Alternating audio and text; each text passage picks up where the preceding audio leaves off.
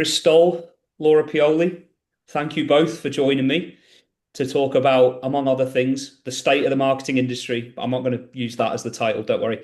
But yeah, honestly, guys, thank you so much for coming on. This is the first ever podcast that I've done with two people, and I don't do enough of these podcasts. So again, thank you so much for coming on. Chris, what percentage cleverer is the audience going to be after watching this podcast? First off, hi everyone. I reckon I don't want to be too safe. Let's say 39%. Laura, what do you reckon? 20%. Okay, so we've established already that Laura is the pessimist here and Chris is the Yeah. optimist. So I'm going to go nice in the middle. I'm going to say 30%. And that 30% will be 15% of each, nothing to do with me. So again, thank you so much, guys. Really easy first question for you both, or a hard question, depending on which way you look at it. What's your story, Laura? I'll start with you. Yeah, sure. I'm Italian. I moved to the UK. It's gonna be 10 years in November, so it's my anniversary Nice. of the day that little me hopped on a plane, convinced I was gonna go back within a month. I thought it was gonna be a very temporary solution to see what was happening in a country that I've been here so many times before as a tourist, but it never really clicked for me. So I never really thought, oh, okay, I'm gonna be staying there for a long time or maybe even forever. But I moved in with a person from London, and she really showed me the real London, not the tourist bits that you see and are used to in a sense. And something just really clicked. And I called back and I said, okay, I'm not coming back for Christmas. I'll see you some other time. And I just stayed, and I don't know, kind of fell in love with it at the very beginning.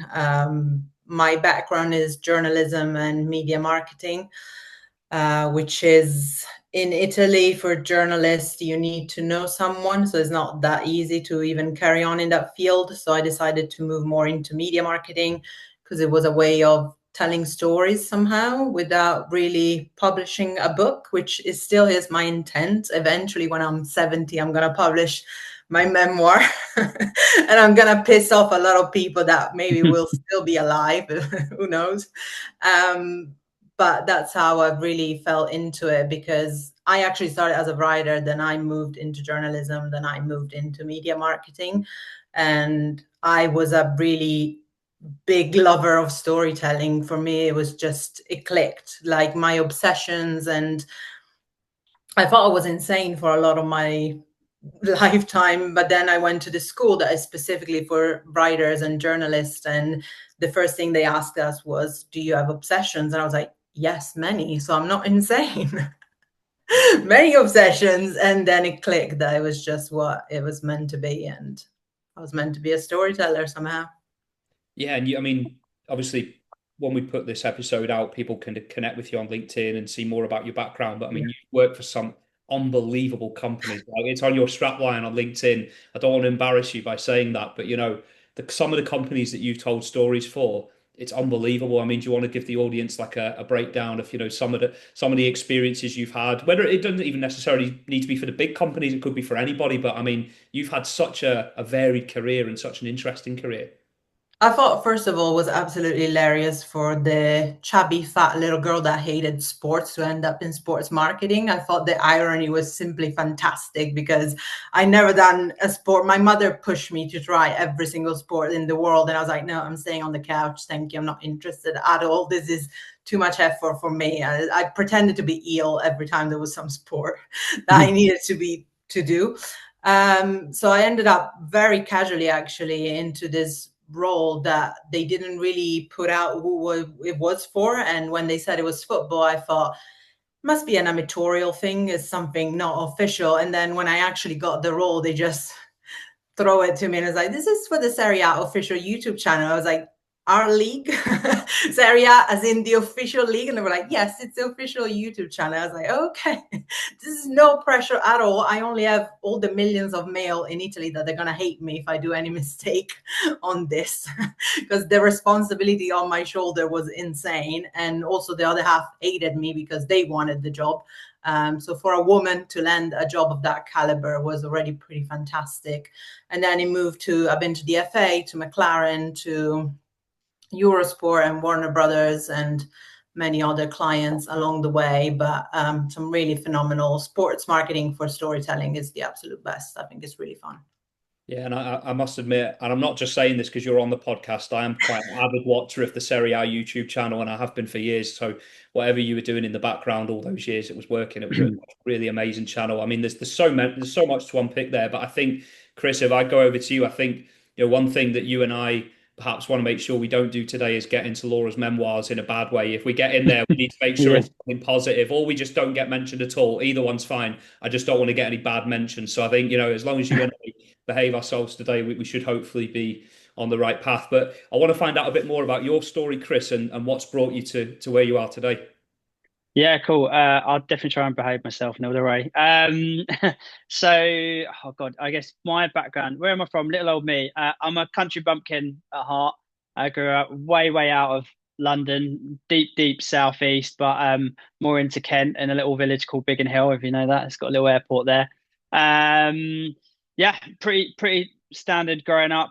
Nothing out of the ordinary. Dare I say this little known fact about me, I actually used to be a dancer. So I used to go all over the country, places in Europe, doing that ballroom dancing. So Strictly fans, please leave me alone. No. So yeah, little known fact about me. And then, yeah, I guess I actually just fell into media. My original plan was I was going to be a chef. Still like cooking now. But it wasn't to be. I didn't want to do the hours and everything else that was involved with it, as probably you don't do when you're in your late teens. So yeah, I just kind of fell into media. Started at way back now. I've been in it nearly 2 decades. Back when it was the days of publishing, and you had magazines, and you would buy them from WH Smith's, whether it's the Max Powers or Health and Fitness magazines or whatever it was. So I very much have come from a commercial media background, so advertising. And yeah, I just kind of progressed with it, I guess, with the way that my kind of generation has fallen. I've had to evolve all the time, a bit like a Pokemon.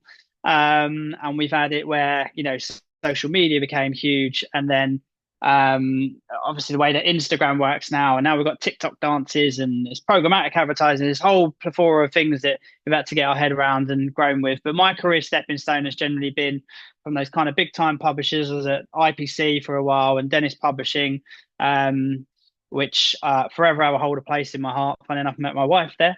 And then from there, I then switched. I went into audio. So I worked at like the Global, Wireless, which is now part of News. So I worked across some great, very kind of flagship brands in the UK, Heart and Capital, if you don't know stations from Global, and then the likes of TalkSport, and they relaunched Talk Radio and Virgin Radio when I was at Wireless. So yeah, had really good career. I kind of moved away from more just traditional lines of advertising around that sort of period.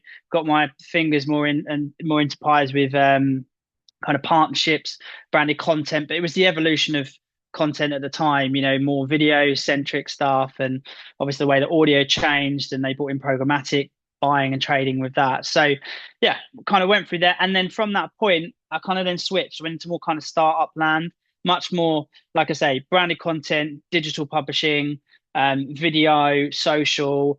And I've had a number of different roles, different contracts and variation of short-term roles in and around that for some great media outlets. And across my career, I've been very, very lucky, Neil, to be honest. I've met some amazing people and learned an awful lot from probably some of the best in the industry. So well equipped, huge toolbox, but yeah, we find ourselves in this podcast probably going to talk about what we're going to talk about next. So yeah, it's incredible, really. I mean, one thing that I want to say is that I'm learning a lot about you both, and I've already met you a couple of times, but I'm learning about you as this podcast is going along. So I'm almost like the viewer in that respect. I mean, Chris, when you're saying there that you worked with or for the likes of, Talk Sport and Capital and Heart and all them, and then some of the brands like Wireless and Go. It's just incredible, man. Like the experience you've got. And I'm thinking, if I ever come over to yours, should I get you to cook for me or dance for me? I'm not too sure. Really. Maybe a bit of both. You could cook for me, and but it's like come dine with me, right? So after we've had Yeah. the entertainment, you're going to do a bit of what kind of dancing were you doing? It's ballroom dancing, yeah. Amazing. That's so impressive. Laura, I don't know what you think about this. I'm so impressed by that. I can't imagine It's me doing ballroom dancing without pulling about 10 muscles at once. Very it's impressive. it's long gone now, trust me. I'm peaking over 40, so it's definitely not there. I mean, this is the thing, and this is again, I'm not trying to embarrass you both by saying this, but this was one of the reasons why I set this podcast up, is because when you look at the experience that you guys have got, the companies you've worked for, the expertise you have, how good you are at what you do, it's quite incredible, really, that you find yourself in the positions that you have found yourselves in the past, and possibly even now. We're going to come on to talk a bit more about that. I think one thing I want to ask you both, really, at this point, and I'll start with you, Laura. Very loaded question here, but what are the best and worst things about working in marketing? I think on a creative side, the world is your oyster. So if you really have, I believe half of your brain needs to be creativity, and the other half is basically math and finance and commercials and sales, in a sense, even if it's not strictly related, but it shouldn't be that close. There should be another person doing that. But you need to consider both. And I think that if you have that really creative kind of side of the brain, there's so many opportunities to create and build and connect the dots and put things together that you wouldn't expect. I think the best partnerships in marketing and collaborations are the ones you did not see coming, like Martha Stewart and Snoop Dogg. I don't know. It's just so fascinating to see something that you wouldn't expect, and then you connect the dots. And there's a story there. They've been both in jail.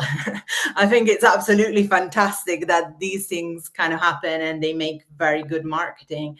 So I think that's definitely the most exciting side, and also the opportunities, at least in sports marketing, the people you meet, the stories you find, and what they tell you, like the other people's experiences and what they teach you and where they take you, because obviously usually it's people that have way more experience already than you, and they just really bring you into this world. And I had one of the best boss I ever had. He taught me everything, and he taught me everything about sports marketing, and he just made it so fantastically fascinating for me that it just, you crave telling those stories. And I think also, especially in football, you just need that extra gear, and you're already kind of good for it, because they tend to become so lazy in a sense, because whatever they do generates them billions.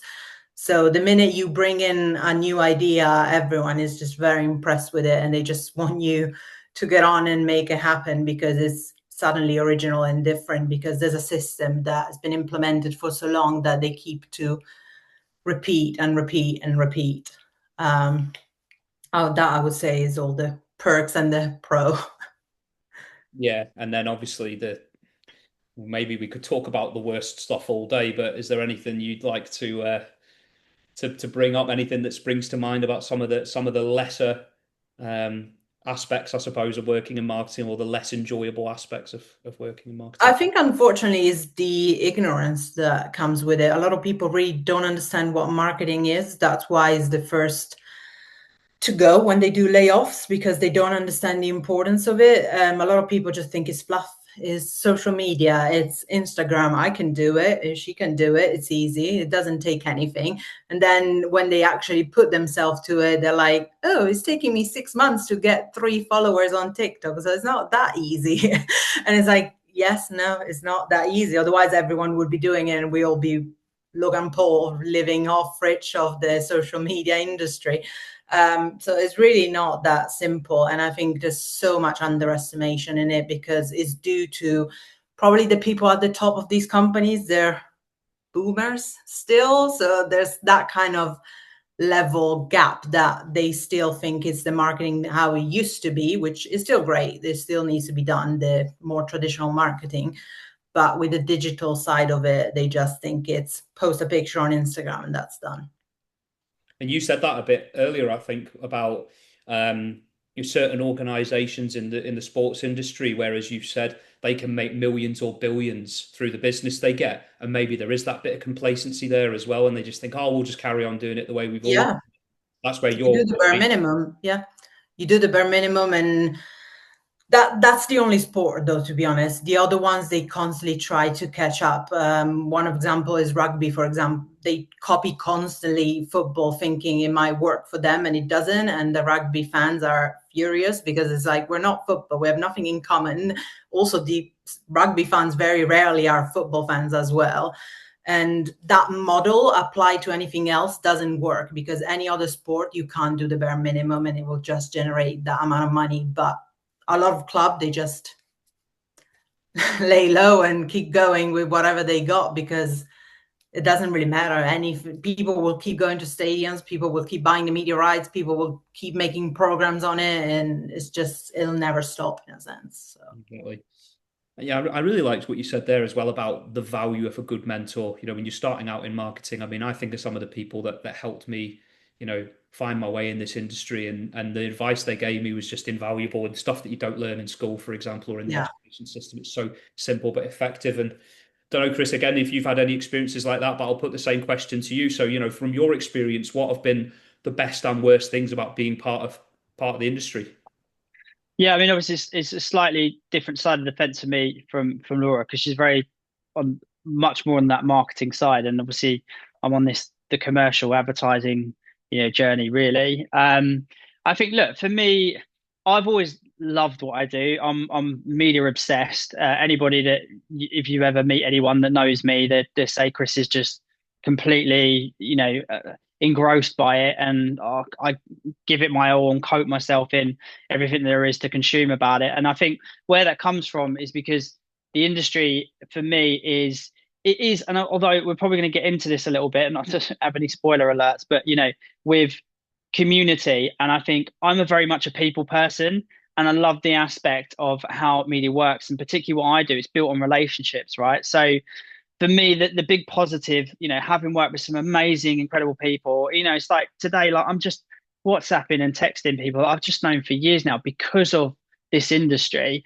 And I think for me, it's that. And obviously, you look at the way that media channels are built in varying different ways. I'm not just talking social here. Even obviously, you go back as to old school kind of publishing and magazines. They're built on communities and audiences, and that's everyone that's got the same vested interest in a certain area.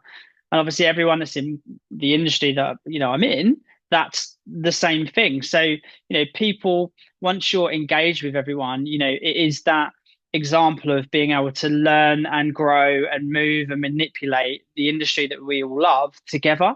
That being said, I think it leans on a lot of what Laura said as well. There's that creative flair and that creative aspect, being able to be, very open-minded about what's next.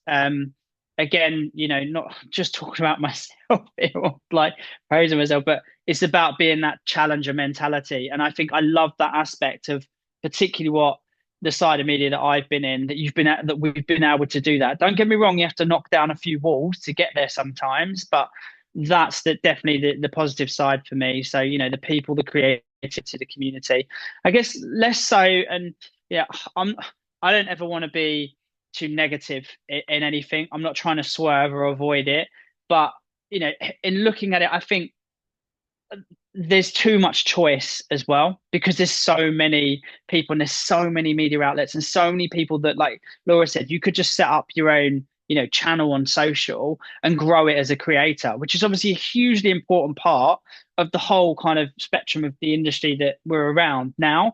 Creator marketing is skyrocketing, right? So it's really important, but the space is just so cluttered.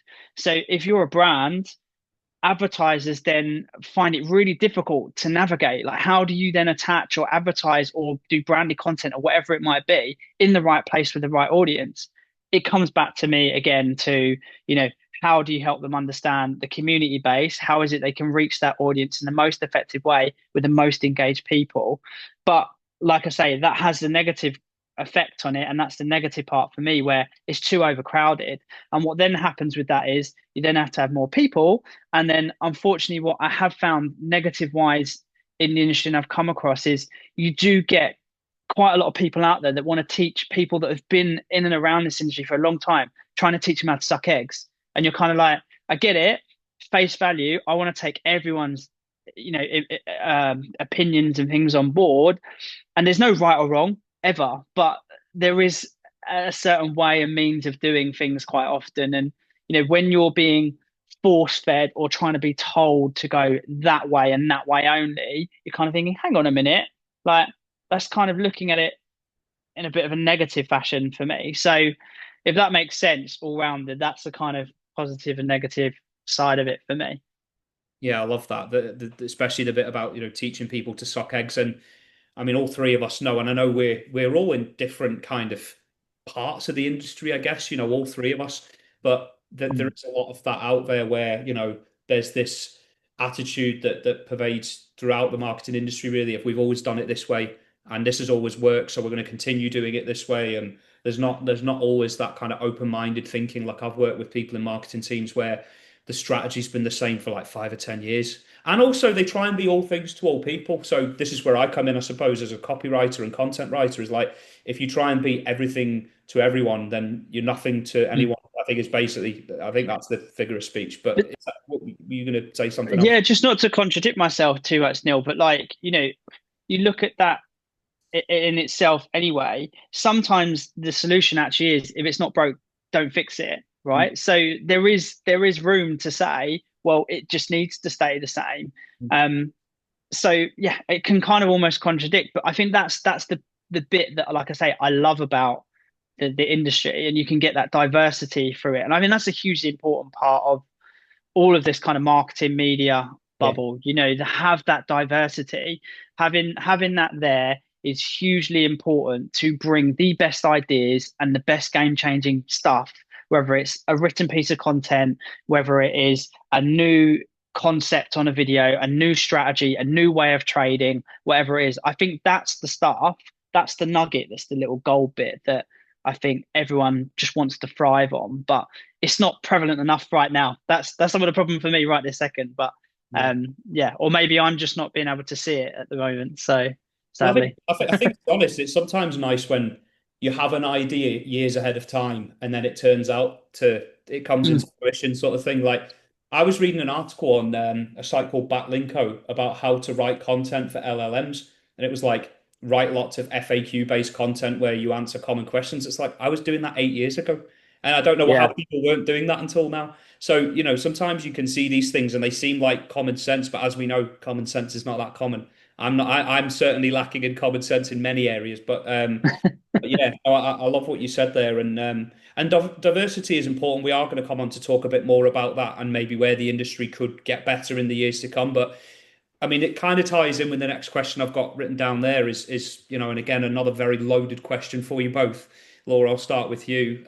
We could be here all night talking about this, I suppose, but do you think the marketing industry has changed for better or worse over the past 5 years? I'm sorry, Chris, I'm gonna be the negative here again, but It's all right. it's just gone for the worse, I think. Such a shame, because I think it's really underestimated and is not taken seriously. And people, like you said just now, people tend to repeat the same strategies over and over and over. And also, we're gonna have to face the elephant in the room, the amount of politics. The amount of politics behind the scenes, people at the top that everything is a no, even if you prove and demonstrate why it would be successful, why it should be done, why it would be great, why people would love it. They're terrified. I think this cancel culture, in a sense, has put so much fear into people that everything is a huge risk and everything is terrifying, and I don't want to really be bold and be brave anymore, at the sound of becoming controversial, in a sense. So they are afraid, and we've become a very people pleasing society where everything is a facade, and the more fake and the more you put up and just don't emerge from the mix, the better. When you are raw and honest and try and loud, well, if you're a woman, you're inconvenient. I'm an inconveniency, but you're a problem and people don't like you. So everyone is very much settle and try to stay calm and not do too much. And if they go really above and beyond, it's just in a very chilled way. So it's nothing revolutionary, it's nothing. They all hire you thinking and wanting you to be a pioneer. And the minute you are a pioneer, it's like, no, no. What are you doing? We shouldn't be pioneers. Like, but you told me you wanted a You did, we pioneer. didn't, we didn't, we didn't mean that kind of pioneer, like, yeah. You wanted to break the industry. This is what we need to do. And then it's like, no, because then our lawyers will not agree, our CEO would not agree, and then they are scared. Like, cancel culture is terrifying. And then if you speak, you're labeled crazy, mental health issues, problems, insane, problematic, inconvenient, and all of that. Well, I mean, I worked as a content manager slash copywriter in an insurance company for nearly 5 years, so I know all about that. I mean, some of the things that you'd write and then legal would pull it up and say, "Oh, we can't." Yeah. I've been shouted at for my ideas before, and then they've actually ended up happening a year later. So I've then gone back to that person and said, "Well, I've not gone back to them, but in my head, I've gone, oh, you're not quite so bolshy now, are you?" Yeah. And actually, that's how I came across you. Was your post was very raw. It was very authentic. I don't like to overuse that word, but you were unashamedly you. You are unashamedly you. And I think that for all that there'll be people out there who don't like that, the people that matter and the people that are going to hopefully sustain you throughout your professional career, they're going to love that. They're going to buy into it. And that's the thing. Is like I agree with you completely. The platform that is LinkedIn, it's a lot more personal now, but I think for people who were there in the shirt and tie against a white background era of 2010 to 2015, they're struggling really to come to terms with that. And even people like our ages are struggling with that a little bit, where it's like there's a lot of pettiness, there's a lot of bitchiness. I'm not about that at all. And I think that's what kind of bonded us all together, the three of us, because we are all open books. We speak our mind, and I absolutely love that, really. And Chris, I just want to come to you really with what Laura said there. Mm. Do you concur with some of that, and kind of what's your perspective about the industry and how you've seen it change?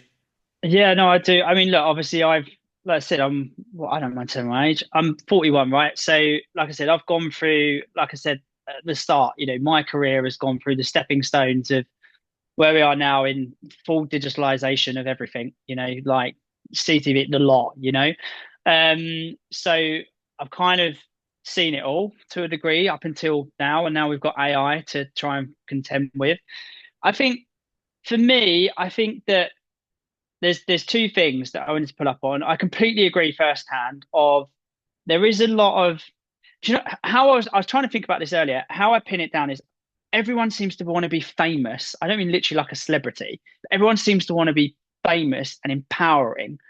And I get that.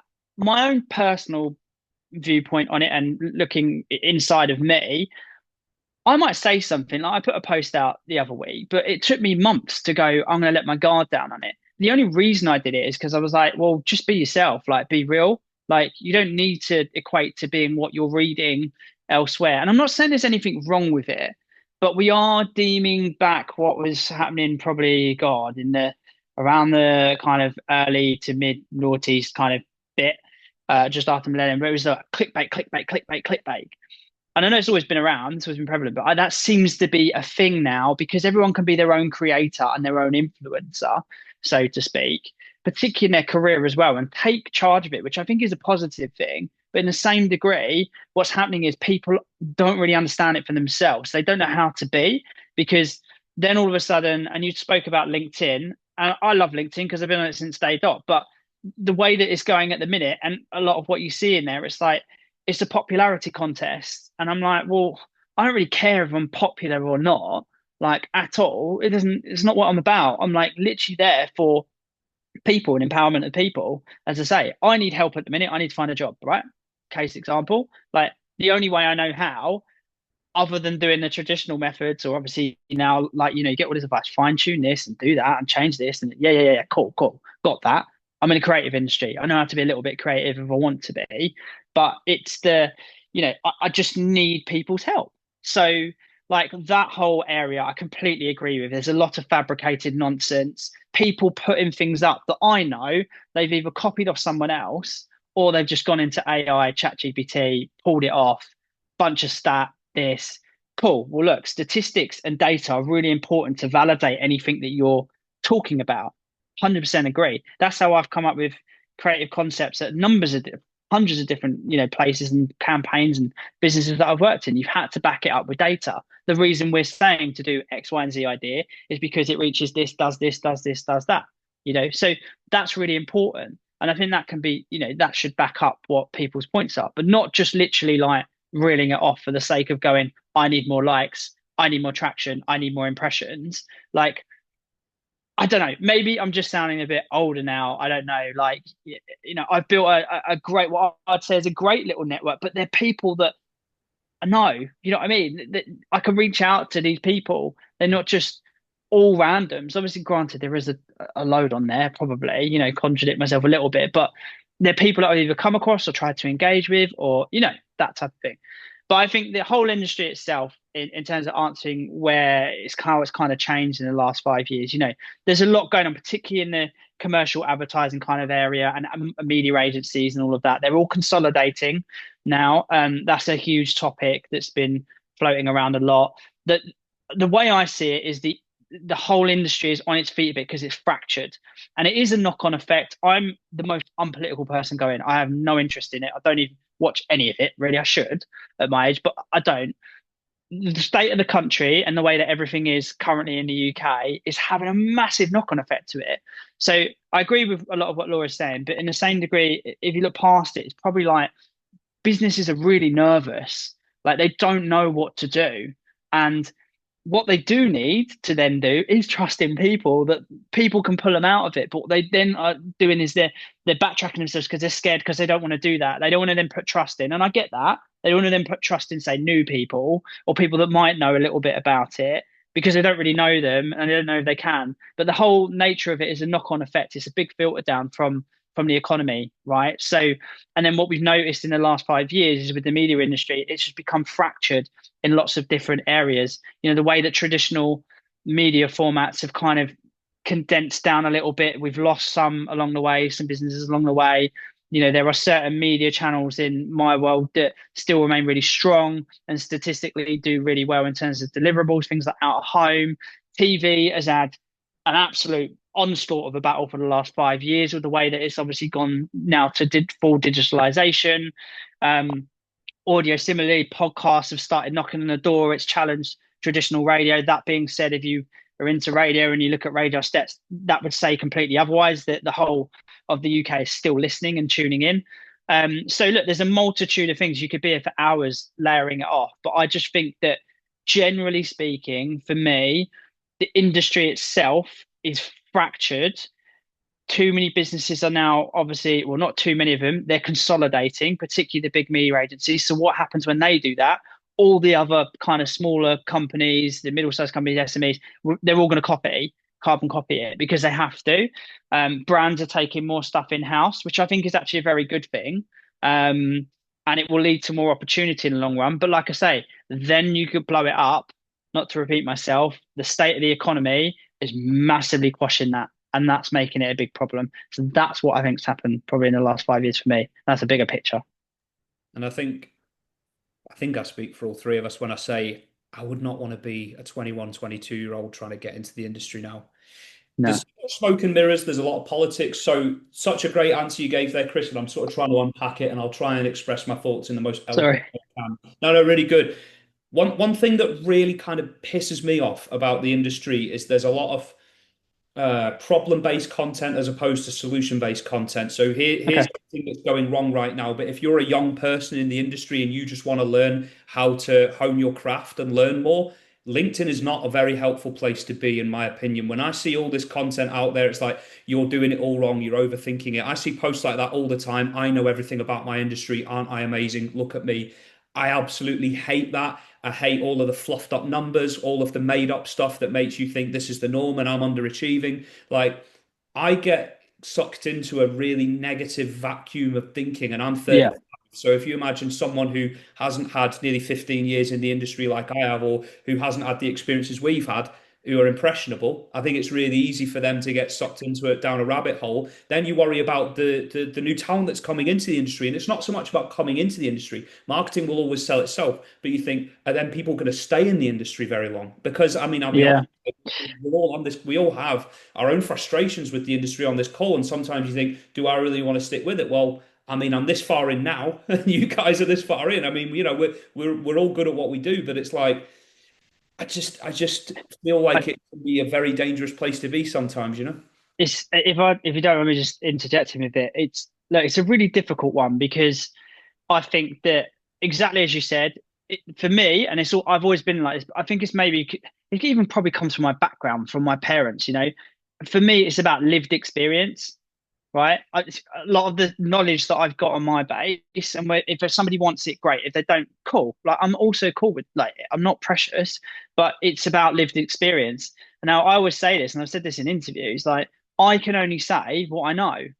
I can only give you what I've experienced. If I've experienced stuff that's at a senior leadership level, then that's it. Like it's not me going, I'm great. Like I've lived it. I just know how to do that, you know. And there's been a lot of occasions where like I've been swanning around for the last few years trying to find my own feet and doing this contract or this little nugget of work or whatever.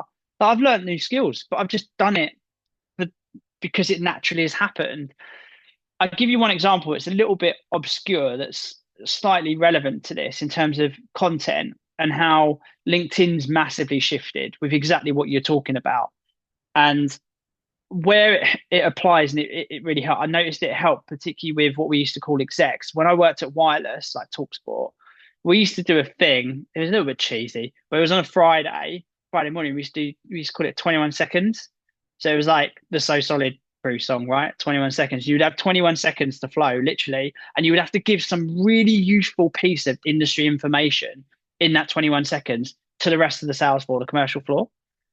But it was really important because what was happening is you could see the guys that had just been coming into the industry. They were learning. They were understanding what was going on and around their industry. It was actually news, like news content. It was like proper content, like what Laura was talking about with football.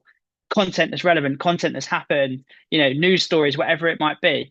It's really, you know, relevant. A statistic that's come out of a key piece of research, really relevant. But obviously, what we're finding is that kind of momentum has been lifted. And now, like I say, everyone's coming into it trying to shout. Like I said earlier, they're just trying to be the voice and trying to be heard. And it could be for two different ways. It could be because they want to step up the ladder. You do you, like smash it. Like I hope you do really, really well, back you all the way. Or is it because they just want to be popular and not a lot else? I don't know. I don't want to be unfair to anyone that posts all the time that type of content because I think there is some value in some of it. But do you see what I'm saying? I Like the do, I difference do. in the You know what? two.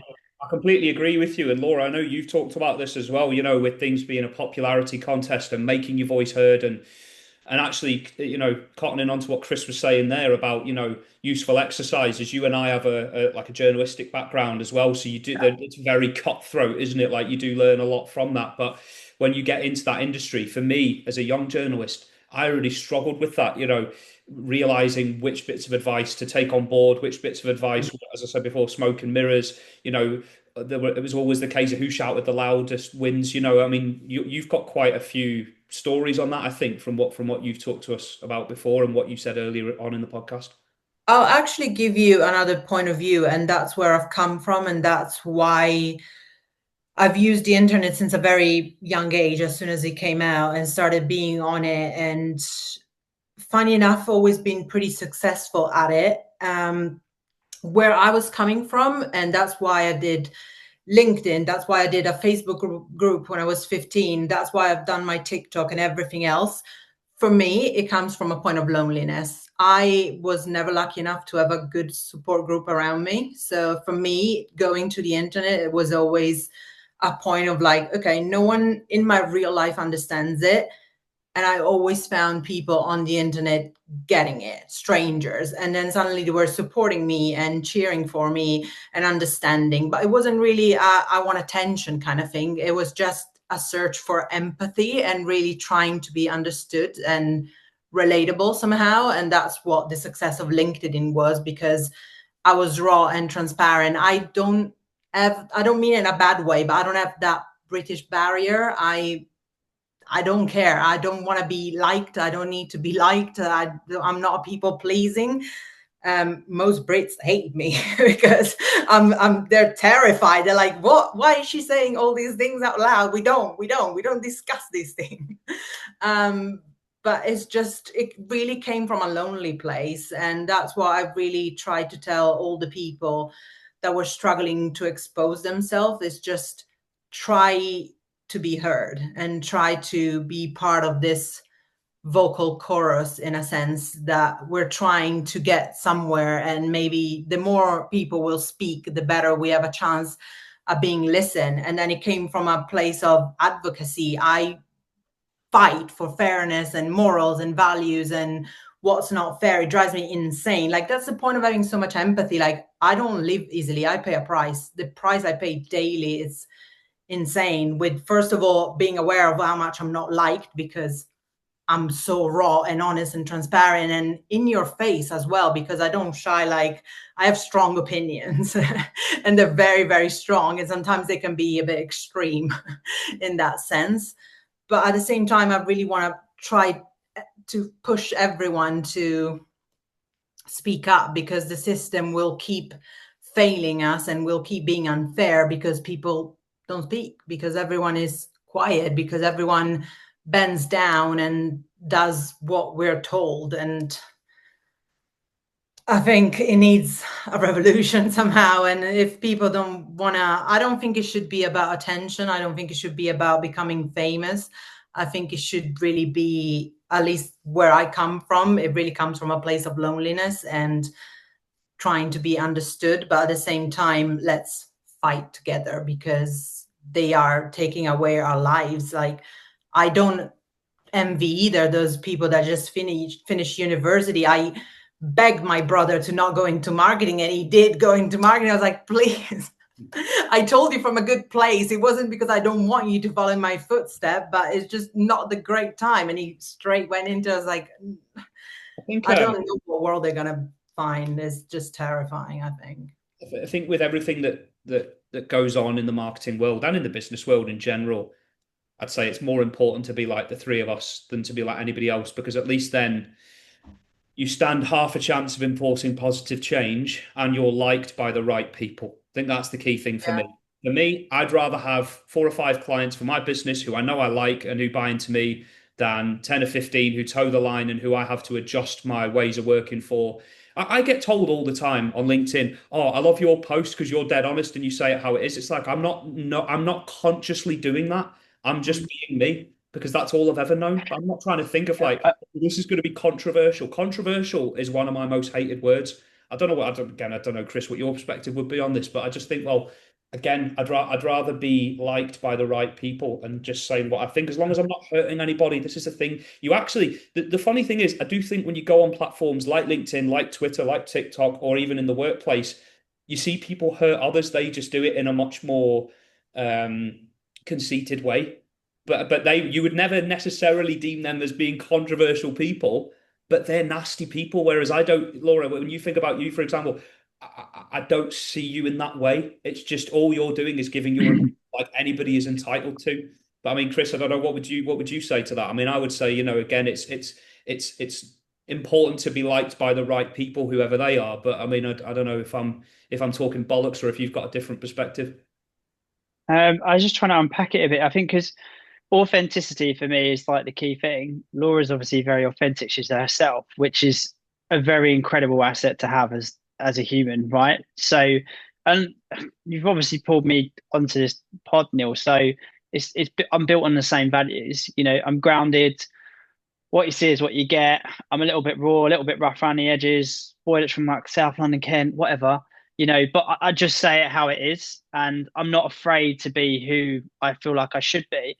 Don't get me wrong, I've had my moments. where I'm like, that's questionable. But why should you feel like you have to hide behind a facade? It's then it's going into the realms of, oh, I guess, it sounds bizarre, celebrity life.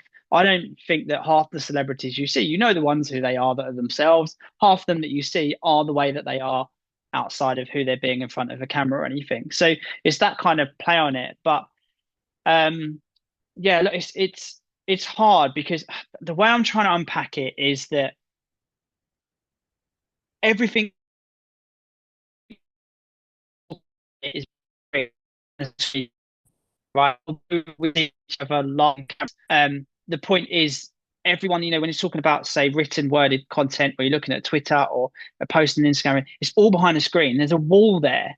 There's a wall there that people can kind of hide behind, peer up over, and kind of almost tease you a bit with it. If you see where I'm getting at. So, like with what Laura's saying, she put something out and she's being herself. And now that obviously we've spoken to Laura, we know she's being herself. And she's told us like she's just who she is. She's not afraid of what she says or what it's going to mean or anything. And that's, like I say, I think the most solid thing you could be as a human. Like, just be yourself, right? But then you've got the person on the other side of the screen and the other side of the wall, like I say, peeping over, going, poke you a little bit. And they're trying to poke Laura and irritate her for their own self-worth and their own attention, if you see what I mean, to get their rise of popularity. That's where the struggle with it is. But that all being said, let's face it, I don't want it to be like, oh, you can say that easy, because that is the nature of social media, unfortunately, particularly in modern day. And I know because from working, I've been a trustee at a mental health charity, and the narrative that we have, where we do like a kids event each year, how important it is for kids and the internet and social media, how that part of their mental health and well-being growing up is hugely important now, and it applies to us now as adults. And some of us have had to, learn it as we go, or understand it, or don't understand it, and still experience it now. It's really, really difficult to kind of navigate because of that nature and the way that it is. It's just built in unfortunately, our society. How we change it, I think, is too huge. But what I do agree with and completely, respect with both of what you said, is what you're saying. Yeah,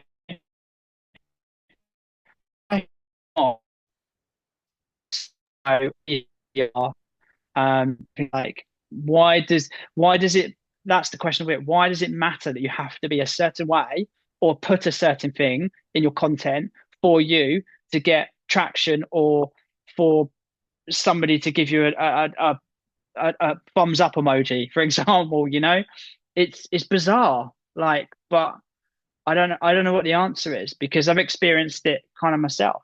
I've been myself, and then look, and this on other platforms, my own personal stuff. I put something, this is a few years back, on social media. Boys will be boys, start taking a mic. All right, I'm all for banter, but they don't know what's going on behind closed doors. They don't know how I was feeling that day, or what that picture might have meant to me or something. Hurts. But I don't know. That's the worrying thing. Like I say, with the generations coming, like you're saying, people coming into this industry as well, relating it back to that. That's a scary avenue for me. Your points were so good, by the way, that your computer crashed a couple of times. Oh no. They were so good that the computer couldn't cope with them and just had to say, "Let's take a time out." I'm sure Sorry. hopefully that was just a temporary blip. But no, you made some great points there, and I think, as hard as it is to do this, I think if we think about the people who consume our content, the people who consume our clients' content, and our clients as well, everybody, as people with their own shit going on, especially after COVID, life becomes a lot easier. It's not as political. I mean, I'm really trying to detach myself from what other people might think, because I know other people have their own problems, right? And so I'm not elevating anybody above me, and nor am I above anybody else. I think that's one of the things that my therapist told me that has sustained me through the difficult times and through the professional challenges that we're all facing right now, is to just basically detach yourself from it and think, what do I want from me? Not what does everybody else want, or not what does this person want, or that. Because especially with what all three of us are doing, when there's a lot at stake and a lot of people are looking at our content, thousands of people will see our content every day. And all I'm thinking is, listen, I'm happy with it. That's it. Like I know when I first started out as a self-employed person, I was well into my 30s then, but I still had a propensity to overthink things and to think, am I showing up as the best version of me? I really don't care about the best version of me anymore because I know that then there probably isn't such a thing at the end of the day. Well, what is best? What is worst? But yeah, I mean, in the interest of time, I want to move on to the next question. And we have kind of segued nicely into that already from what you've both said. So, Laura, if I start with you, and again, this is something that I think we could talk about for a while between the three of us, but what are your biggest or main professional challenges and frustrations right now? I think I'm going to be blunt again and transparent and raw. My biggest challenge, unfortunately, is myself. So I either decide to be a quiet woman and shut up and bend to the system, or until I'm going to keep speaking. I don't like to define it that way, but in how people perceive it will be that my biggest enemy is me. It's actually, I'm my biggest supporter. But in this system, I was told by many people, you need to start shutting up and not rebel yourself constantly and not speaking up and not fight it. The thing is, it's impossible for me. I'm not capable. I'm not capable of shutting up in front of injustices and not if there's no moral and values and but the people that are being rewarded and they are climbing the ladder, if they're not nepo babies, which now we're seeing everywhere, unfortunately, even in marketing, are the ones that are playing the game. I really struggle to play the game. So I don't know if I'm ever going to be able to fit in the game and play. It's just, that's why I'm fighting so much for laws and things to protect us and to have some support and external to us that they can try help. But unfortunately, it seems like no one is really fighting for the workers and the employed anymore. So you're constantly out on your own because there's nothing that can protect you. Like you need to pass a 3 months probation, and in the 3 months probation, there's nothing. Like they can do whatever they want. You have no legal anything to stand on. And then even if you get hired full time, there's 2 years before you have any. Again, in those 2 years, they can do whatever they want, and you can't fight it somehow. So I think my issues are personal in this case because if I would be quiet and bending and being obedient, I would probably have a job easier. But I've also exposed myself massively. Like people know my name on LinkedIn, so they're like, no, I know her. She's trouble. So I don't know. I think I try to let my work speak for me because the results are out there and it shows, and it's all very public. And that's what I struggle with mentally the most, because I'm like, you can see I can do the job. So I don't know what's the problem, but Were there any, if you can talk about it on this podcast, obviously, if you'd rather not, we don't have to, but yeah. any specific moments that you can remember, during your professional career where you felt that you didn't get a certain opportunity or you weren't entrusted with something for personal reasons rather than professional reasons, and they may not have explicitly said that, but you got a strong sense that that's why it was. I mean, are there instances during your career that kind of spring to mind? Obviously, we don't have to name people, but what are kind of some instances that immediately spring to mind for you? They came to tell me. I had one person inside the company that I became friend with. And after they told me no for a very, very silly reason, it became a two people last interview, and they went with the other person.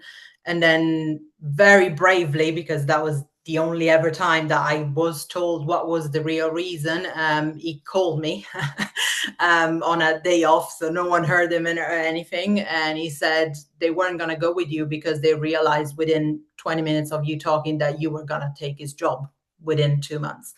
So they were scared because you're not overqualified above. you're too qualified. Within 2 months, you would have taken his role as head of marketing, because he's there being pretty lazy in a sense, doing not much, not changing the strategies, living comfortably in his laziness. But they literally told me he was in the meeting and he heard the real reasons, and they explained she's gonna overtake our jobs very quickly. So that was one of the reason at one place. Another place, it was definitely someone's nephew or son, because the job he has listed before on LinkedIn was stacking shelves at Lidl. So I don't understand how he got one of the biggest social media manager role in the football industry, and I didn't, despite having 10 times more experience than him. Sometimes I'm gonna say is pure misogyny. If it's up to be me and a man in the football industry, they're gonna choose a man. And also, I'm not just a woman, I'm also a non-British woman. So there's a lot of things against me. So if they have to choose between a non-British woman and an English man, even if he's less qualified, 99% of the time they're going to go with the man.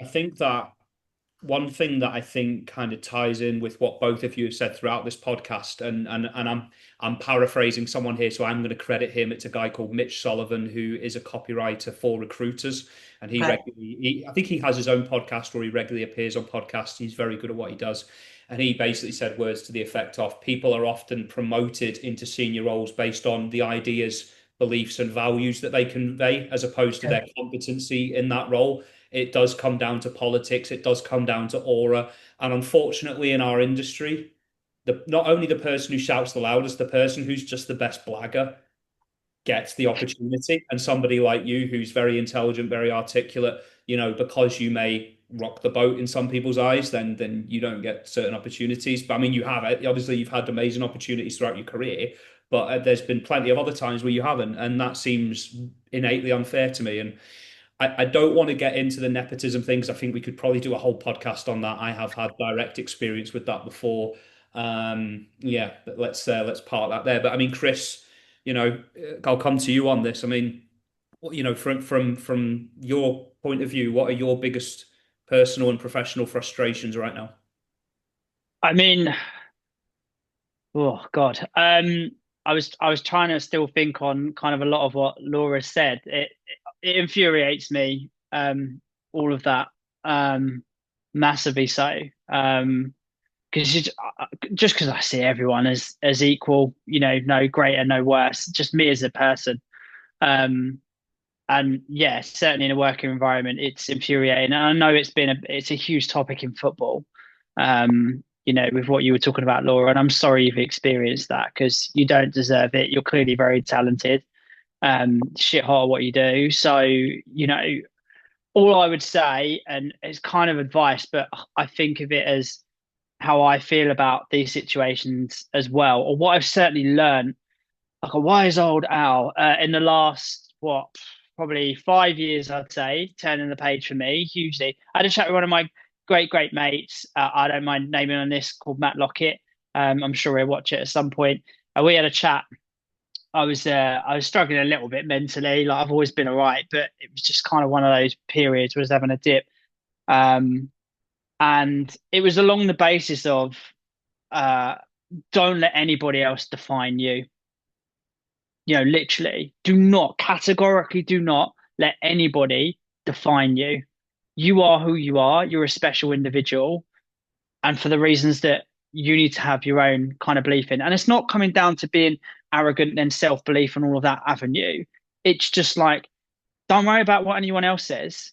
It might affect you, but just bat it off eventually, or take nuggets of it that are great for you, and then ditch the bits that you don't feel are. And that will round you as the individual you are, because we're all special in our own right, right? So we've all got, and particularly when we're talking about career wise, credible skills, credible experience, tick, tick, tick, tick, tick. It's just about the person that, or the other people that you can then find. And it is a hunt. It's a hunt to find those people that then won't define you, are happy with you, and believe in you.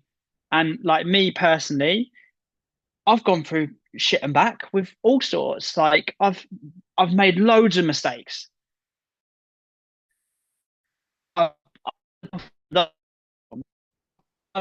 changing stuff, all of it. But if you don't experience all of the things, like how are you ever gonna grow for yourself? And I say it for yourself because I think what happens is, and people do forget, and the biggest thing, like I say, that I learned about thinking about, yourself to a degree without it being like selfish yourself, is that if you don't, yeah, if you don't have that opportunity to do that, then you're not going to feel like you're going in the right direction, or you're not going to feel happy just generally. For me, the key now really is in my career happiness. All I want is happiness. And I think some of the other things that I've experienced, and I could look at it with, and I think, I don't know if we were going to get onto it or not, but like, recruitment processes at the minute, it's all over the shop, right? And I understand reasons why from the other side of the fence. If I put myself like a little bird on the fence and think about it, like I'm looking in and look at what the problem is from a recruiter's point of view, or an internal recruiter, or whatever it is, I can get some of their frustration, some of their issue, some of what's going on. But the other flip side of it for me is like, I've gone through an experience recently where I was asked to do a whole massive week's worth of work as on a task, and then got completely ghosted from it. It's like, I don't deserve that. I'm a human. Like, I don't deserve it. Granted, there's other things that have gone on in that business or whatever. I'm cool as a cucumber, me, but they don't know me, so they don't know that I'm actually going to value that and go, no, it's cool. Like, we're good. It's all good. Like, but this just not happened. It's just I don't I don't understand. So like, and I've had that in my career. You've had instances where you're like, what Laura was talking about. You come up with a earlier. You come up with an amazing idea. You're in a room. There's three or four ideas. You're all pitching at the table. Now I know that my one's solid. I've done my research. I've done everything I need to do on it, and it doesn't. It just goes to the other person that was in the room that was more popular. It happens a lot though, and I think I've learned it's certainly made my skin thicker. Should I have to experience that and have my skin be made thicker? Probably not, but it is part and parcel of, particularly my industry, advertising and commercialization of media is very much like that. And we get sent, particularly in the kind of day to day of what I do, I'll get sent a brief, and it'd be like, respond to it, and then you're pitching against hundreds of other people that have had the same brief, and you're not always going to win it, but that's part of the game. That's part of the nature of what I do. But what I'm talking about is relating to what Laura said. It's why should somebody else define you, who you are, what your opinion is, and what you know or what you don't know? And I've had that in an interview before. I'm going back a few years, I can't remember exactly where it is, but I just recall in my head now, somebody telling me that, why am I saying that? I don't know that. And I was thinking, hang on a minute, but I've just said it. Clearly I know it. It's that type of questioning you environment. And I think to answer your question, I guess it's kind of loose, but that's kind of where I Well, was going with it. perfect. I mean, I think we can all relate to that, and so will a lot of people who watch this. One thing you said there that I just thought was absolutely spot on. Why should we have had to learn this way? Now, yes, when you're progressing through your career, you do have to learn the hard way sometimes. But when you look at what I've been through and what Laura's been through and what you've been through, the onus is on us now to teach the next generation of people coming through that they don't have to go through all this shit that we went through. When I started out in journalism and I moved into PR and then I moved into content marketing, I don't want to embellish too much on my stories because this is about you guys, right? But some of the stuff I went through in my early years in journalism and PR, it would be like an HR case now, right? It would be like it would be reviewed to the high hill, and it should be. But like I look at some of the stuff I went through, and I think I'm proud to be where I am now, but I wish I hadn't had to learn that way, and I wish I hadn't had to experience some of what I experienced along the way. So people who are in senior positions, who are recruiting, who are um, again, leaders in rooms like what Laura was saying there. It's on them to teach the next generation that they don't have to put up with this shit anymore. Like, there's always going to be an element of hard yards. Yes, there's always going to be an element of people make mistakes because they're human beings. But some of the things that you guys have both spoken about there, like you, Chris, with the ghosting story, and you, Laura, with the basically people dismissing your ideas, like it's just not acceptable. It shouldn't go on. And I think hopefully, if we can achieve one thing from this, if nothing else, the people watching this who either are doing stuff like that or could be capable of doing stuff like that will hopefully go down a different path. But then maybe that's naive thinking. I don't know. But one thing I do want to talk about with your thing there, Chris, I'm going to ask Laura this question, but then I'll come back to you on it. Is Mm. when you think about how the marketing industry has changed for the worse, Laura, right? And the things that you've gone through. How long has this been going on for you? Like, how long has this been a problem? I mean, has it been since day dot, or have you noticed a particular shift in the last few years? I mean, if you could put like a rough timeline on it, how long has all this been going on for you? I'm a pioneer. For me, it started in 2021 and it collided with the end of COVID and obviously the effects of Brexit. So it was the very early stages and beginning, like what a lot of people are now vocal about. I started noticing in 2021 when I left my permanent job, not aware that the job market was already this bad and being completely clueless. I thought I have great experience now. I can go and sell my experience everywhere because that's what used to matter. It was the skills and your capacity in your capabilities Yeah, you got to it. do the job, and that's what it matters. But now we are in a simulation. We're literally living in Big Brothers by Orwell. Like they control even. I have people that I know that they got fired because they didn't want to go to drinks after work. So now they control even the way you need to be as a person. It's not enough that you know to do your job and good and skills and talented. Now you need to be the buddy, the social, the mate. And if you're not funny enough, someone who's funny and is the clown of the office will climb the ladder faster than you because now they control everything. Even your off time is not your off time anymore because you need to be networking and be part of the office constantly. So unfortunately, it's been changing massively, and with the companies not having money, they control everything if they can. Like we're not free. It's literally I don't think we have control on our lives at this point, from what I've seen. But yeah, 2021 for me.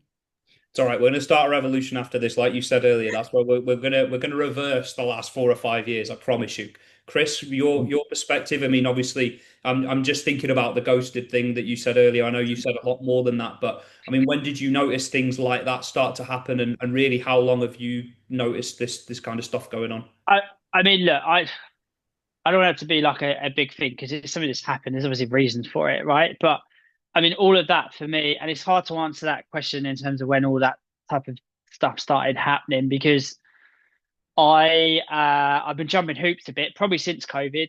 I got made redundant at the start of COVID. And then since then it's kind of like I've done loads of different stuff, like I said. I think the nature of that type of thing that you're talking about, Neil, I mean, that's fairly recent for me. I've experienced it before, but not, and reading about it, it's just happening all the time. I don't know why.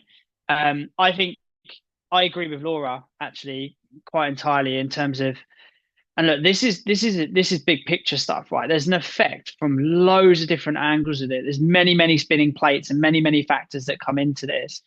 Um, but there's definitely been a distinct change after, we all started coming back after that COVID period. Um, let's not, we've all pulled the blanket over our over ourselves with COVID. It's way forgotten. We don't care about it anymore. But it's clearly had, and it was always said that it would have a huge knock-on effect to our economy, our businesses, the way we work. You look at like even, which I would say is a positive factor, right? And I've got a little one now, so it's even more positive. Going into a role, if you can get hybrid working, is ideal for me because I've got a 4.5-year-old. Like, it's going to be difficult not to. So you look at those sort of changes in a working day to day and working environment. They're like, they're things that have come out of it. They've almost been positive change to a lot of people. There's obviously people on the fence and that disagree with that. There's a lot of room to say, well, you should be in 5 days a week because of culture and environment. Like 100% agree with that. I'm definitely in that culture aspect of things. But I think, again, it's like, it then comes down to trust. So have companies or businesses lost trust in their partners and their employees more so since that period? I don't know, probably. But then people would say otherwise. So it's a lot of contradictions there because I think there's so many areas that have affected. But ultimately, to answer your question, Neil, it's since that kind of end period of COVID, there's a lot of bumps in the road, and there's a lot of shifting and changing and things that not everyone will be able to get their head around, and us included. So yeah, it's a bit of a shame, but I want people to sit here, listen to it and think, oh, he's saying it's quite negative on it. Well, it's not that. It's just that you can clearly see it, but I can't cover everything. That's a very open question. See what I mean? I can't cover all the things because there's so much stuff that has changed. But since then, mate, since then. I think so. There's always threats and opportunities, and I think we've covered threats there and some of the disadvantages, I suppose. But the opportunities for me, or one of the opportunities I noticed was that during COVID, I was working in house at the time for a company, and I felt like I could be myself more, even just on the odd Teams call or in meetings, and in the way I was writing, I felt like it was more me because I was in my own element, in my own environment. I wasn't distracted. Then I was able to set up my business during COVID, right? So then I was able to create more personal content rather than just, sharing the company content like 7 or 8 years ago, saying, "Oh, we're doing this, check it out." Like I could actually be a little bit more in depth and show people who I really was. And I've been able to do that over the last 3 or 4 years because I now work for myself. And like going back to what Laura says there, some people aren't going to like that. And COVID has created that opportunity. And you can look at it in both a positive and negative way. Obviously, as Laura said, the negative of it is that a lot of people aren't going to like that. But then I would rather be in the spotlight for who I really was than be in the background, blending in, going to a 9 to 5 every day, and look, that works for some people. I'm not bemoaning that by any means if people want to do that, but that was the opportunity for me. COVID is something that really took the wind out of my sails. I'm sure it did for you guys in different ways, but yeah, I think the opportunities are now you can be yourself, and I don't really like the term personal branding, but I do get it. You can be your own personal brand, and I'd sooner make a career now for the next 20 or 30 years in whatever's left of the marketing industry, like in its lifespan. I'd rather be successful again for who I Yeah. really am and what I really think than for something else. I think is stepping in is really interesting in what you're saying there. And I don't know, maybe this leads on to another topic, Neil, but there's two things that have come out of COVID distinctly for me, and one's a very alarming thing, and it all relates back to you know, what I was talking about near the beginning about community is hugely important, and having that and having that kind of, I guess, status within a business or around you as an individual, right? And I think obviously when COVID happened, that got stripped away to a degree. I know we had the different, like, clap for NHS and everything, and that kind of was trying to build it back up, but that was some of the purpose of it, as well as supporting, key workers. But the reality is we were stripped away from humanity. Like we weren't able to interact with families, loved ones necessarily for quite a period. The detriment as we know, there's loads of statistics on it. The detriment that had to a lot of people's mental health during that window, or the knock-on effect afterwards, is huge. It massively impacted this country with the state of mental health, which is it's obviously really worrying, and it's sad. And it's like, how do we? And I don't think we have, like, how do we recover from that? And that's what I mean. So then on the flip side, what has then happened is then when we've come back, albeit that's still there in the background and that's happening and that's live, people like yourself, Neil, have been able to actually take hold of their own bubble and create their own little community. So you've done that with a business now. Yeah. So that is then the positive light of it. So all of a sudden now we've got lots of smaller pockets of, that everywhere. But like I said, sadly, the remain of that, it's the detriment it had to a lot of people as individuals. Absolutely. I mean, look, it's like I unearthed a gem during COVID, but I also discovered problems during COVID, right? It swings and roundabouts, isn't it? And Laura, following on from what Chris has said there, about mental health, and especially with COVID, with you mentioning that 2021 onwards has been a challenging time for you. I mean, how have you preserved your mental health during this difficult time? That is the bad side of the coin that I think is not very much discussed. And people assume the only problems you have when you're unemployed or don't have work is just the economical side, which obviously is terrifying and is absolutely horrendous. There was one Christmas that I was out of work, and we all chipped in and sent help this person that was out of work because he couldn't buy gifts to his kids for Christmas. So he posted on LinkedIn about it, and we all tried to find resources to send old toys. He wrapped up a lot of old toys from other people, or tried to send money, or all different kind of things like that, because people do face the economical side, which is terrible, because you can risk homelessness and not having a roof and not having food and all of that, which is basic human rights, is the bare minimum of our society, to have a job that gives us dignity. But also there's all the other side that no one acknowledge, is how do I fill my days? What do I do all day? How do I keep a routine? What do I focus on? And then you fall into the loop. I spend days that I was just applying. My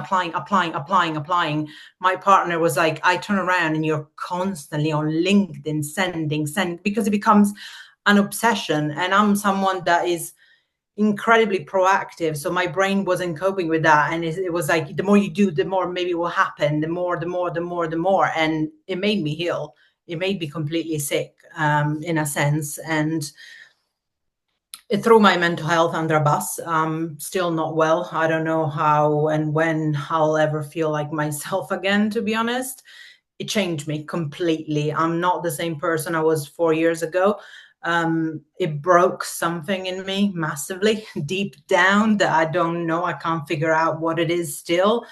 It shined a massive light on how lonely I was, because the people around me, the toxic positivity, they were bothered by me. It's like depression is a virus, and they think they will catch it by just staying near you. And sometimes it's just like, you should just let me run for 5 minutes. It's not, you're not going to become depressed, because there's this toxicity around people that they just want to go out and talk about silly things and the weather and light things, because you're putting them down, and they're terrified by that. So they call you names and they isolate you even more, because it's like a virus. They think they're going to catch it just because they're near you, and they don't want to face it and don't want to face the reality. And my response is always like, I think you're the real problem in this world, because if you're happy in this world, you've never opened a newspaper. Because even if I would be doing fine, have you looked what is happening like around? Like, I don't know, maybe you're a billionaire if you're Jeff Bezos, maybe you're happy. Yes, because you're not aware, or you're just controlling the narrative, so you can decide what's going to happen to all of us. But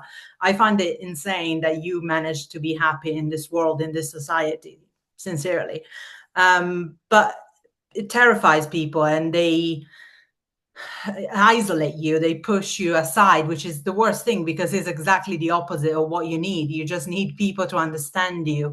And it is so sad, because it happened even with my own family, and they were just like, stop, or they just, the usual thing, you should go to therapy. And you're like, I don't have money to eat.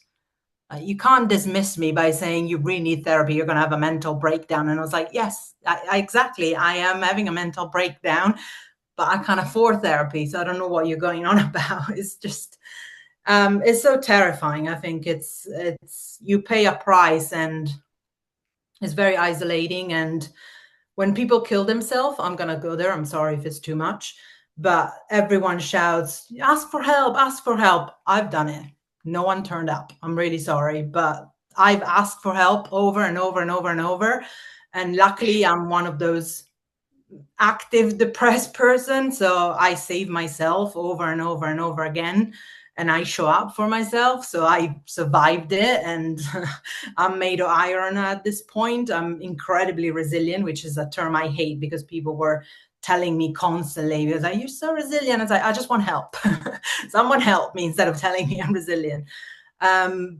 But that's what people, they all good at building the narrative, even the offices in the company. Oh, we care about mental health, ask for help.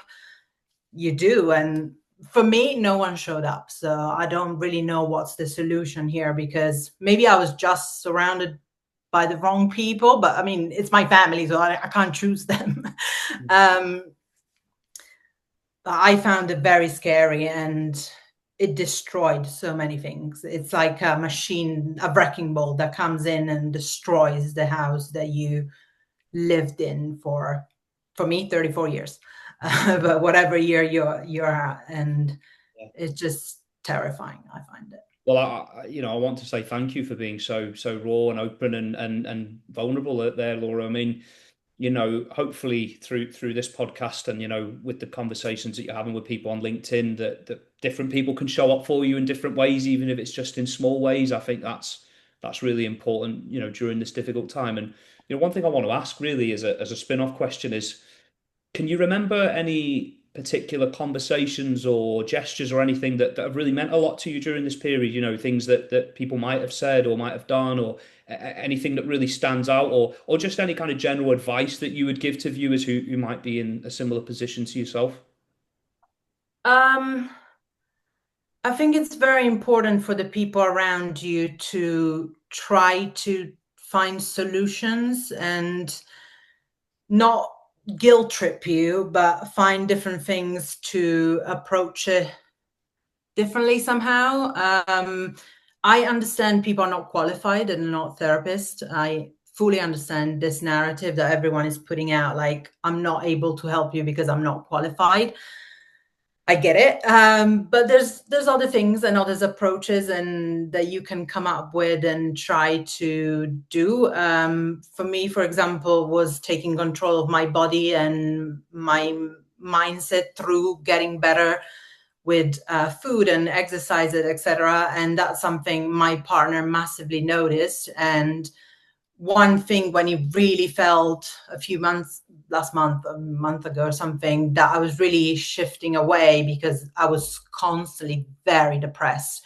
And I stopped fighting about anything, in the sense that not fighting with him, just fighting about things in life. I couldn't function, in a sense.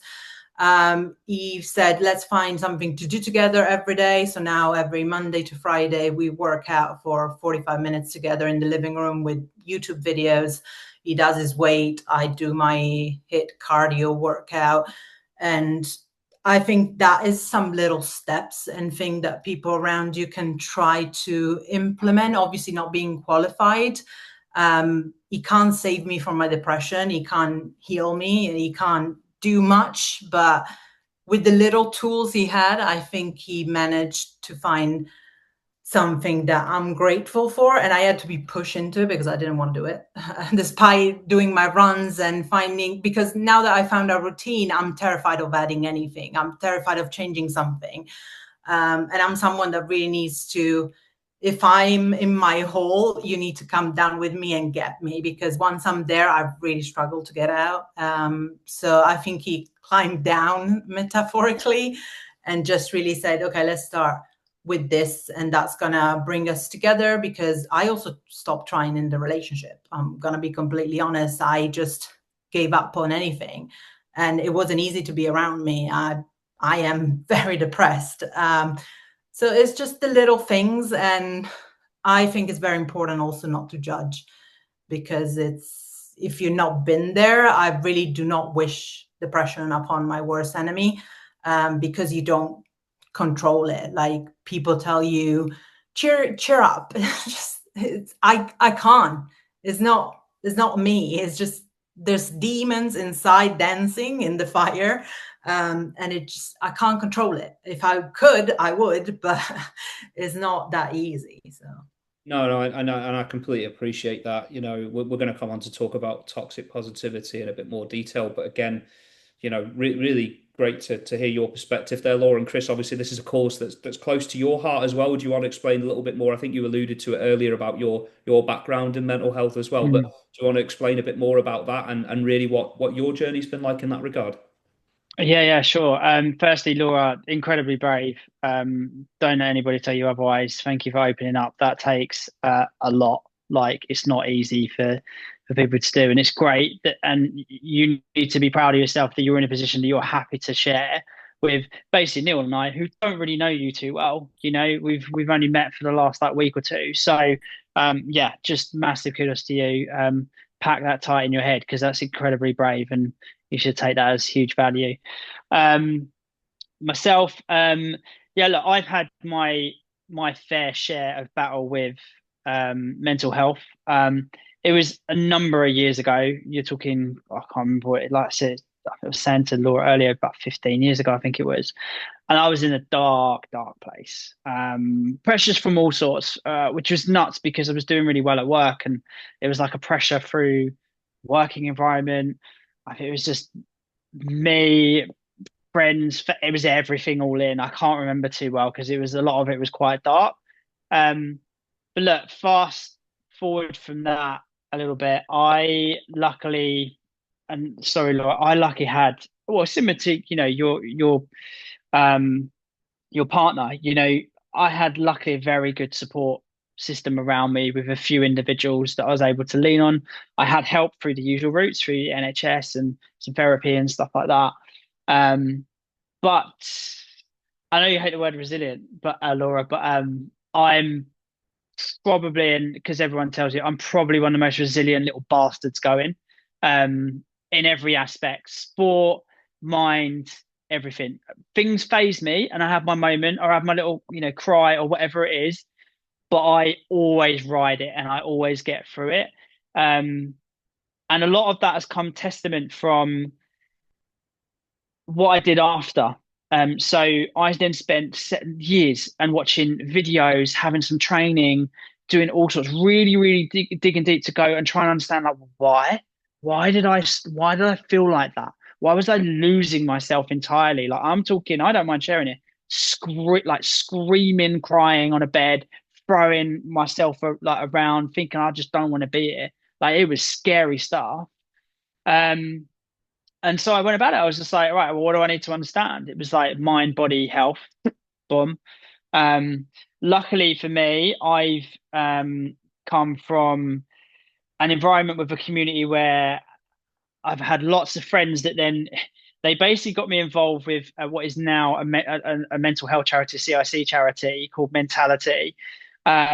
Years down the line, through friends of friends in the local community, I've been trustee for them.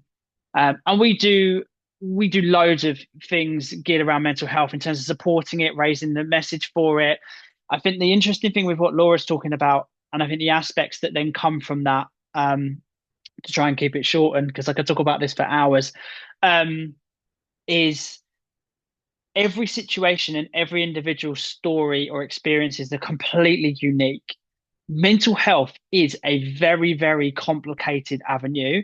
It's become a very popular current topic in certainly the UK, but globally. The problem with the mental health, and I hate this term, the mental health system in the UK is, as we know, NHS are understaffed, overworked as it is, right? They don't have enough extension to their services in terms of what people that are suffering with mental health at any point in their time in their given lives, people that they can't they can't understand it or be able to help support it in the right way, because essentially they're kind of more doctor led. And please, nobody come at me if I'm saying this wrong. I'm not a medical expert, right? They understand the value and what they can do with you from a treatment perspective, get you to a certain point. After that point, it's aftercare. It's then gone. But the aftercare isn't right necessarily for every individual. And from what I understand with working with the other guys in Mentality and having one-to-one conversations with people where we actively would take time ourselves and go walk side by side with people, and listen, literally listen, and then help people try and understand how to break it down. I think the key thing with mental health, and Laura may know, or I was talking to her earlier, certainly about it, it's the most difficult thing to do, is unboxing. And it applies in every type of environment or category you can go with. So if you're suffering at it from a work perspective or a career perspective, you're suffering at it from a friendship perspective with people around you, if you're suffering about it just for something, it's about how you then unpack it. And then it's about approaching it at an angle that is one little nugget at a time and notching it every time. And like Laura's just mentioned, she's already on journey to a degree. She's got the fitness bit. That's one little notch and that's one little nugget. It doesn't mean you have to actively be doing something, but it means that it's something that you're approaching and almost attacking, if you like. And then that slowly but surely be all the things that are in your makeup that you've been unpacking. So obviously it was something that was a concern for Laura. So she's taken on that. I did the self same thing. And I also, plus the other side of it, I was feeling a bit down the dumps about my work situation. I wasn't having stability. You're talking just over a year ago. I had underlying stress, pure built what we think now is underlying stress that was building within me and it made me very ill last year. I was massively overweight, wasn't looking after myself. Bearing in mind, I'd done all that ballroom dancing and then sport throughout my whole kind of young adult life, football, you name it, running, cycling, everything. I was super fit and then just got fat and messy with it, wasn't looking after myself. But it wasn't just about that. It was about my actual body wasn't healthy. My legs were ballooning up. I was stuck in bed for days at a time. Like there was all sorts going on. So I had to take hold of it. So the little resilient me went, all right, well, we need to go and talk to the guys that you know can help you break it down, unpack it, unbox it, and go, what is it I need to do with each of these different elements? So I've taken them on one by one. The first thing was up there. It was like how to remap, reset the way that I think, like what I do with myself on a daily. The second thing was diet and health and nutrition. The third thing was fitness. And then there you go. I mean, some people probably that might watch this that saw me probably last year ago, I'd be like, who's that guy? Because I have lost 18 kilos, you know? So, but it's all been part and parcel of the journey for it. And it's improved other aspects of my life to no end. So yeah, look, I've spoken for ages. Like I said, I could talk about it for hours. And mental health for me, unpacking it is is really difficult for anyone and everyone. And we can't understand it. People cannot understand it. But what they do need, and I'm gonna give them a little promo here, they need more bases like what we've got where I live in mentality in local communities. And they are. People are starting to recognise and do that. But that's what the NHS needs as their extension. And that's what they're getting, you know, gradually and slowly but surely. And the NHS want to work with community bases and charities that are like that. Not necessarily just your big mind and everyone else. They're great. They serve a different purpose though. So yeah. Amazing, Chris. You know, I could actually just out the corner of my eye, I could see Laura nodding a lot of what you were saying, like I was there, and it is she's giving you a clap as well. You know, I think you've got the name wrong in your tagline there. That should say "resilient little bastard," not your. You know, you Yeah. should have that on there. And I think you know what you're doing around mental health is so commendable, amazing, really. And I think you know the importance of exercise there, as you touched on. Look, we're all biased here, really, because we're in similar industries or in a similar field.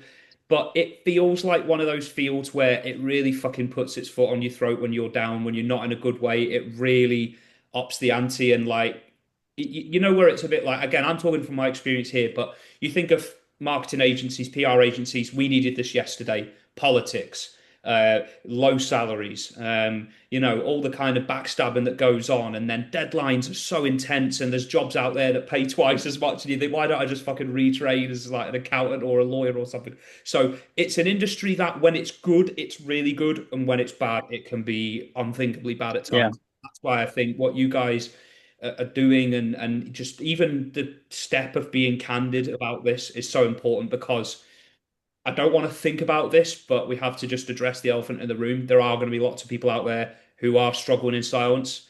And I Yeah. just hope that when they watch things like this and see you guys opening up like this, that they may even do 10% of what you've done. And then, okay, that might make a massive difference to them going forward. It's stages though, Neil. You know, it's with all these things, it's and I've been there, and I'm sure Laura's been there. And it's like you go into mute. Like I said to you, if I put a post out that on LinkedIn has become really popular, it's hence why I'm now talking to yourselves. Like you reached out to me from the back of it. I wasn't doing that to get popularity. I was out there to voice it and to help people maybe resonate with it too. But the reality is, for the few months prior, where I was like, and I shouldn't be thinking like that. Like, what? Oh, do I? Don't I? Should I? It's like I was questioning myself, but the reality was I went into mute. So I was suffering in silence to a degree. And I was still there doing it, you know, the applying, doing part-time work. I've done everything. I've done cleaning, working in my mate's office in the estate agency, all sorts, just to scrap and dive and survive. Because like what Laura is saying, there's a knock-on effect with all of this when you're out of work and stuff, like permanently. There's no income into the household. I've got a little family. I've got 4-year-olds. You know what? I have to do something. Like, we have to cover bills, and that's one factor. But all of these things, just one more thing which I forgot to mention on the mental health side of it, which is all relevant to this, is half the time you find it will come from a trauma or something that's happened in your life that is a moment, and that's what actually affects. But then it gets deep rooted and sits in, and it's then becomes like chemical imbalance and all these different things.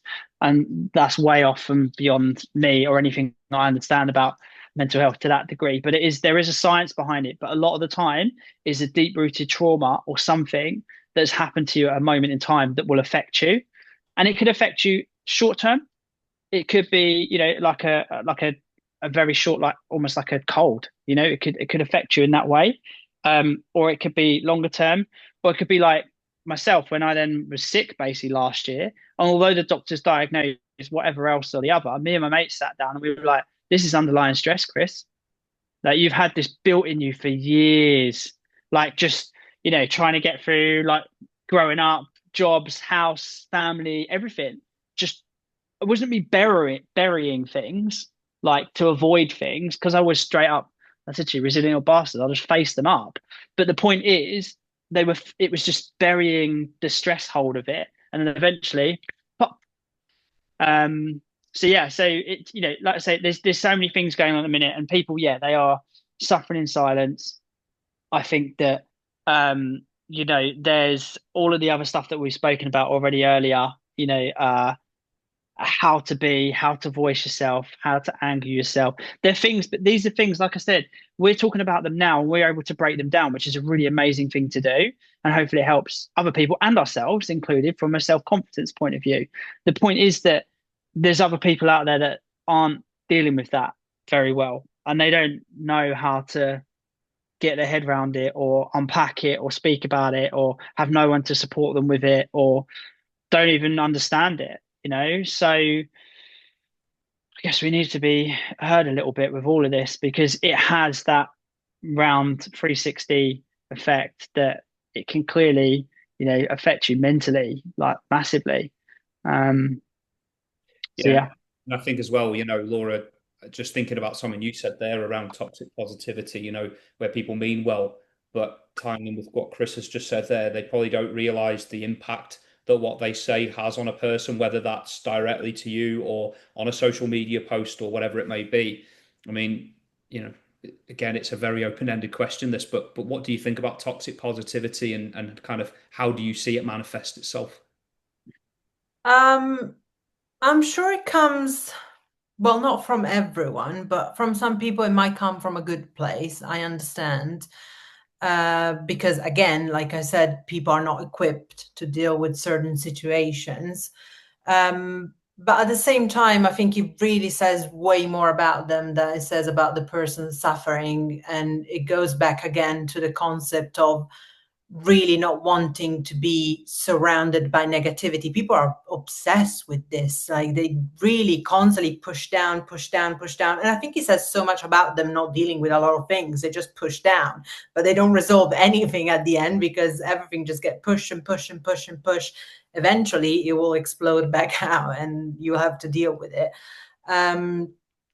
Because it's more difficult to actually face this monster and realize what it is and what the actual problem is. I'm always incredibly transparent and raw about everything, because things have power until you keep them secret. And once you open up and let them out, they don't have a power controlling over you. That's why I was also very raw and transparent with my lack of money and my situation and the salaries. And people are terrified by this. They're like, I don't know, people think you're like asking them money. I never asked money to anyone in my life, but they assume that talking about it, so you make them feel uncomfortable, and they have so much paranoia around it. And it's just like, I'm just explaining to you that this month, I don't know how we will make rent. That's all. I'm not asking you money. I'm not expecting anything. I'm just talking that the situation is bad. So you telling me, Laura, be positive, has nothing to do. Yes, maybe I should be a more positive person in general. I agree. I've never been a very pretty positive, happy person. But there are issues that have absolutely nothing, like concrete issues that people can't pay rent or bills or all these kind of things. And especially the British more than the Italians in this case, the money talk is terrifying for them. And I found a lot of people really struggling because they make assumptions, and it had nothing to, I wasn't begging anyone, I wasn't asking anyone, but it just puts them in a very awkward, bad position.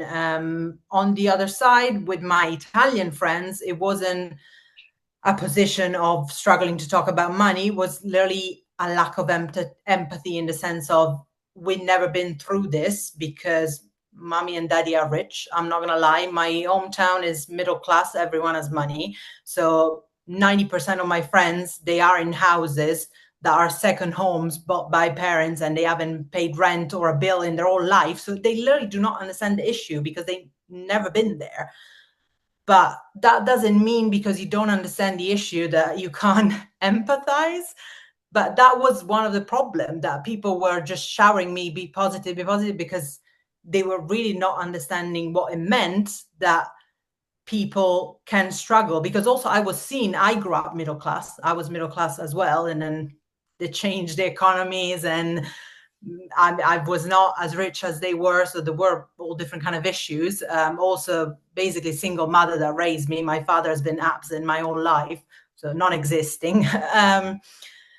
So there were all these issues, and people just really, I don't know, like I had people I talked to that have HIV. I don't have HIV, but I empathize anyway. And I listen, and we talked and we discuss, and like, I don't, that you don't need to be happening to you to understand the situation. So that was for me, and it was a lot of lack of empathy, and it's just the quick answer and the quick solution, and they think you'll just change the subject.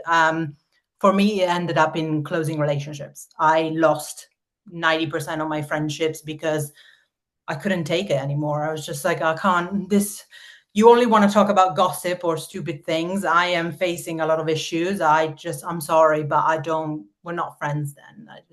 Do you know what? It's funny actually, because when I became self-employed, I was able to vet a few people that way as well. When I spoke about certain problems that I was having, financial and otherwise, the main thing for me was just the feeling of isolation. But then one of my friends, I'll always remember this, or a former friend said, I'll get the world's tiniest violin out and play it for you. You know, you don't pay tax, you make a load of money, blah, blah, blah. And he didn't know the half of it, but he was like, you know, I'll just get the world's tiniest violin out and play it for you, mate. And that person is not someone I really associate with anymore, for good reason. But it's funny there where you talk about the British attitude to talking about money, and obviously Chris will know this as well as me. Is like, you know, there's actually an advert on the TV right now for Indeed where they're doing a job interview. I don't know if it's still on. Have you seen it? You know, where they're talking about the salaries. We are hopeless at talking about this, and actually, you know, tying in with the overarching theme of this podcast around the professional frustrations that we have. I think sometimes trying to get paid what you're worth is so difficult in this country because people don't really want to have that conversation. They don't want to talk about it. Whereas I'm very open about it now. I talk to my friends about the money I earn, whether it's good, whether it's bad. You know, I do think more transparency needs to happen around that subject. So, yeah, I'm really glad that you said that. And Chris, I'll come to you on that. I mean, you know, toxic positivity, obviously something that Laura's very you know, very passionate about, as much as I hate the word Mm. passionate, and I'm almost annoyed at myself for saying that. But what's your perspective on toxic positivity, and how has it manifested itself in your life? Yeah, I mean, look, for once, I haven't got as much to say on a topic. But because I think the key thing is interesting listening to Laura as well. That I love a chat, but I'm a people person, like I said before, right? So I'll chat away. But what I very much learned, and I learned it the hard way, way back, is listening. You know, and I think it's the empathy thing. And if people can't listen, even if it was a sentence that you said or you wrote it down, if they can't listen to that and appreciate it for its own value, whether they agree with it or not is another thing. Everyone's entitled to an opinion. Like, there's no right or wrong opinion, I don't think, in a lot of things, unless it's, statistically something. Um, but you know what I mean? So I think that's that empathy part, but it takes somebody to listen first. If those people are not willing to just listen, then like what you guys have already mentioned with your own experiences, they're not worth your weight in gold, they're not worth your time, and vice versa. So I mean that's a really important aspect. Yeah, other than that, I don't know. I mean, it's not something that I think, because I've growing up at certain stages, I was consistently worried about what people thought of me, like how I am. And the thing is with me, I've never really changed. I've then never really tried to be someone I'm not, but it still bugged me. It was still a thing where I was so worried about how people see me. And I will have my moments, my missus will tell you otherwise, where I'm sitting around, but it's her, like when I'm around her in home environment, I'm like, oh, I feel like I look fat and it's some stupid thing, which I shouldn't think about. But those instances happen. But that comes from then an insecure feeling that you're worried about what you're talking about is going to happen. Now I know, because I've been lucky enough to surround myself with the right people over the course of time, that that's never going to happen. And if somebody does have that opinion now, I kind of just go like that, basically. But not everyone can do that. It's not that easy to do that. But when it comes back to it and what you guys are talking about and things that you see, particularly across, spaces like LinkedIn and social media, it's the empathy thing is very much well, just give it a chance, listen to it, appreciate it in its value. And if you don't agree with it, fine, give an opinion, but don't be like bastardizing it off, don't be like facetious about it, because it's not what's not what should happen. So yeah, that's all I got to say on it, really. I mean, one thing that I've noticed on LinkedIn a lot and across social media, which doesn't happen as much in real life, interestingly, or it does happen in real life, but I don't feel like it happens as much, especially in this country, is a lack of civility. Now, I don't know if either of you guys saw the text exchange between the press secretary from the White House and the journalist in America. Did either of you see that?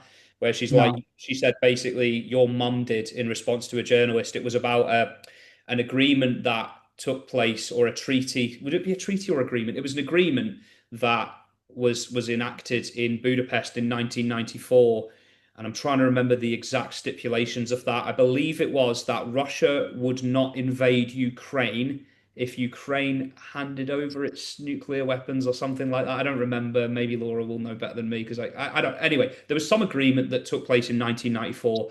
Russia then basically went against the terms of that agreement in what it's done in invading Ukraine. And the journalist said to the press secretary, whose name I can't remember, she's quite young, I think she's like 27, 28. And he said, did this happen, or what does the president have to say about it? And she was like, it was in response to the question. She wrote back, your mum did. Did they agree this in Budapest in 1994? And she said, your mum did. And he's like, is this a joke to you? And she was like, stop asking bullshit, disingenuous questions. Now, when somebody in a position of power like that is responding in that way to being challenged, is it any wonder that people all over LinkedIn and throughout marketing are responding in such a way to being challenged in their own way, or to basically, it's just crazy. There's no civility anymore. Like when someone has an opinion A and I have an opinion B, the amount of pettiness and name calling and all this, it's just nuts. Like I find Mm. it crazy. And that's why, when people say to me, oh, I like your post because you speak from the heart, it's like, well, more people should try doing that instead of just being so fucking juvenile and hateful. But I mean, Laura, maybe you know more about that than I did. I don't know if that was a good example that I gave there, but just the lack of civility everywhere. It's just crazy, really. I will die on this hill, and it's something I've been believing for a very, very long time, and I think it really shines through. All of that comes from lack of education, as in they didn't go to school, they didn't study properly. And also, I mean, there's no shocked that someone replies like that, leading by example. Who's the biggest leader in the world? And it's a clown. Like the answer that he does and the things that he says, there's no moral, there's no respect, there's no value, there's no professionalism. So people take it as example. So if those are the ones leading the world, they just follow in their footsteps. I mean, in Italy, literally, you get a sentence to go to jail, they will make you president of the republic. Like, I'm not joking. Those are the people that go to the government and they get cheered and put into power. So people, those are the examples they see. And they're like, if I'm a kid growing up and they see, oh, look where Trump has got by being uneducated and arrogant and horrible. He literally said, well-educated people, intelligent people hate me. Yes. Yes.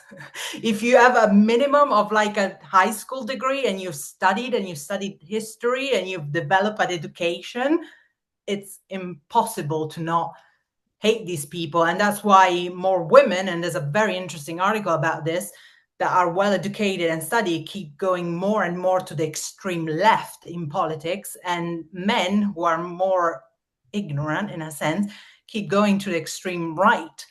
Is the lack of education, is having not gone to school, because if you studied World War II, you would not be repeating history. And we have a mirror that they literally took fascism and replicated, and they're reproducing. It's fascism 1.1 is the basics. They're just replicating it. And my answer to that has always been, these people have clearly not gone to school. They're not studied, because otherwise there's no other explanation. They probably got brought up also very arrogantly, thinking they can be the next big thing. So they have all this arrogancy without doing the work. And then obviously the social gave these opportunities. So we are surrounded by these people that, what example, like you go to a forest that is a forest where people commit suicide and you do a YouTube video and now you're a millionaire. I remember that. Like, what example? Who, like, and people follow. They now want to go in the forest and film bodies, and that makes you rich. So whereas the morals, I think we destroyed completely the boundaries of the morals and the right and the unfair and the unprofessional, and I find it terrifying. I think as well, we've said this a few times on the podcast, but be very, very careful whose example you follow. That's what I would say. And the sad thing is, Laura, I do agree with you to a point there, but as well, a lot of the people in positions of power, particularly in marketing, like managing directors, marketing directors, CEO, these are people with good educations. They've gone to university and and yet they still behave like petty school children. And the way they are with people, I do sometimes wonder whether it's like the chicken and egg scenario, right? Is LinkedIn amplifying who these people really are or were deep down? Or has it created, and I'm not just picking on LinkedIn, I think all social media is capable of this, but is social media amplifying who these people really are deep down? Or are they putting on a persona? And I think, Chris, you might have touched on this earlier, where it's kind of like you're playing the part, you're playing to the field, as it were. I don't know. I think it's probably a bit of both. It's hard to tell, really. I think it's going to come down. It's going to be a lot of factors, isn't there? Really, Neil. It's going to come down to circumstance. Really, we don't know necessarily. Whether there's. I'm not trying to make excuses for people, but like a pressure cusp at the top end, and they're having to then Laura's are saying, is an escalation from somebody else that's telling you have to be this way, and it goes down and down and down. Or is it that they do have a certain type of arrogance, or is it that they have such strong beliefs to be a certain way that that's what they want to practice and preach, and that's how they believe that the business and the operations side of it should be run? I'm not trying to be on the fence here. I can try and see it with a wide lens, and I'm trying to, because I don't necessarily have an opinion as to why you say leaders in our industry particularly are built a certain way. I think it does come down to those two things, the business ethics of it and then the values that they have, which unfortunately we're not going to know until you're like under the car bonnet, so to speak. Either you're talking to them directly or you're in the environment that they lead and operate in. I mean, I can honestly say I've worked at some incredible businesses, and I've been lucky enough to work under some incredible people. Um, it doesn't always work out like that, but I've been lucky to experience that where culture's great, working environment's cool, people like are shifting the gears, we're doing really well, all of that, tick, tick, tick, tick, tick. That's got to come from somewhere. But then you do get the flip side of it. Like I said, I've had the experiences where it's not so like that, or something's changed at the top end, and that's meant that it's created toxicity and it's made the environment harder. And then you normally see it as like classic example of particular media business.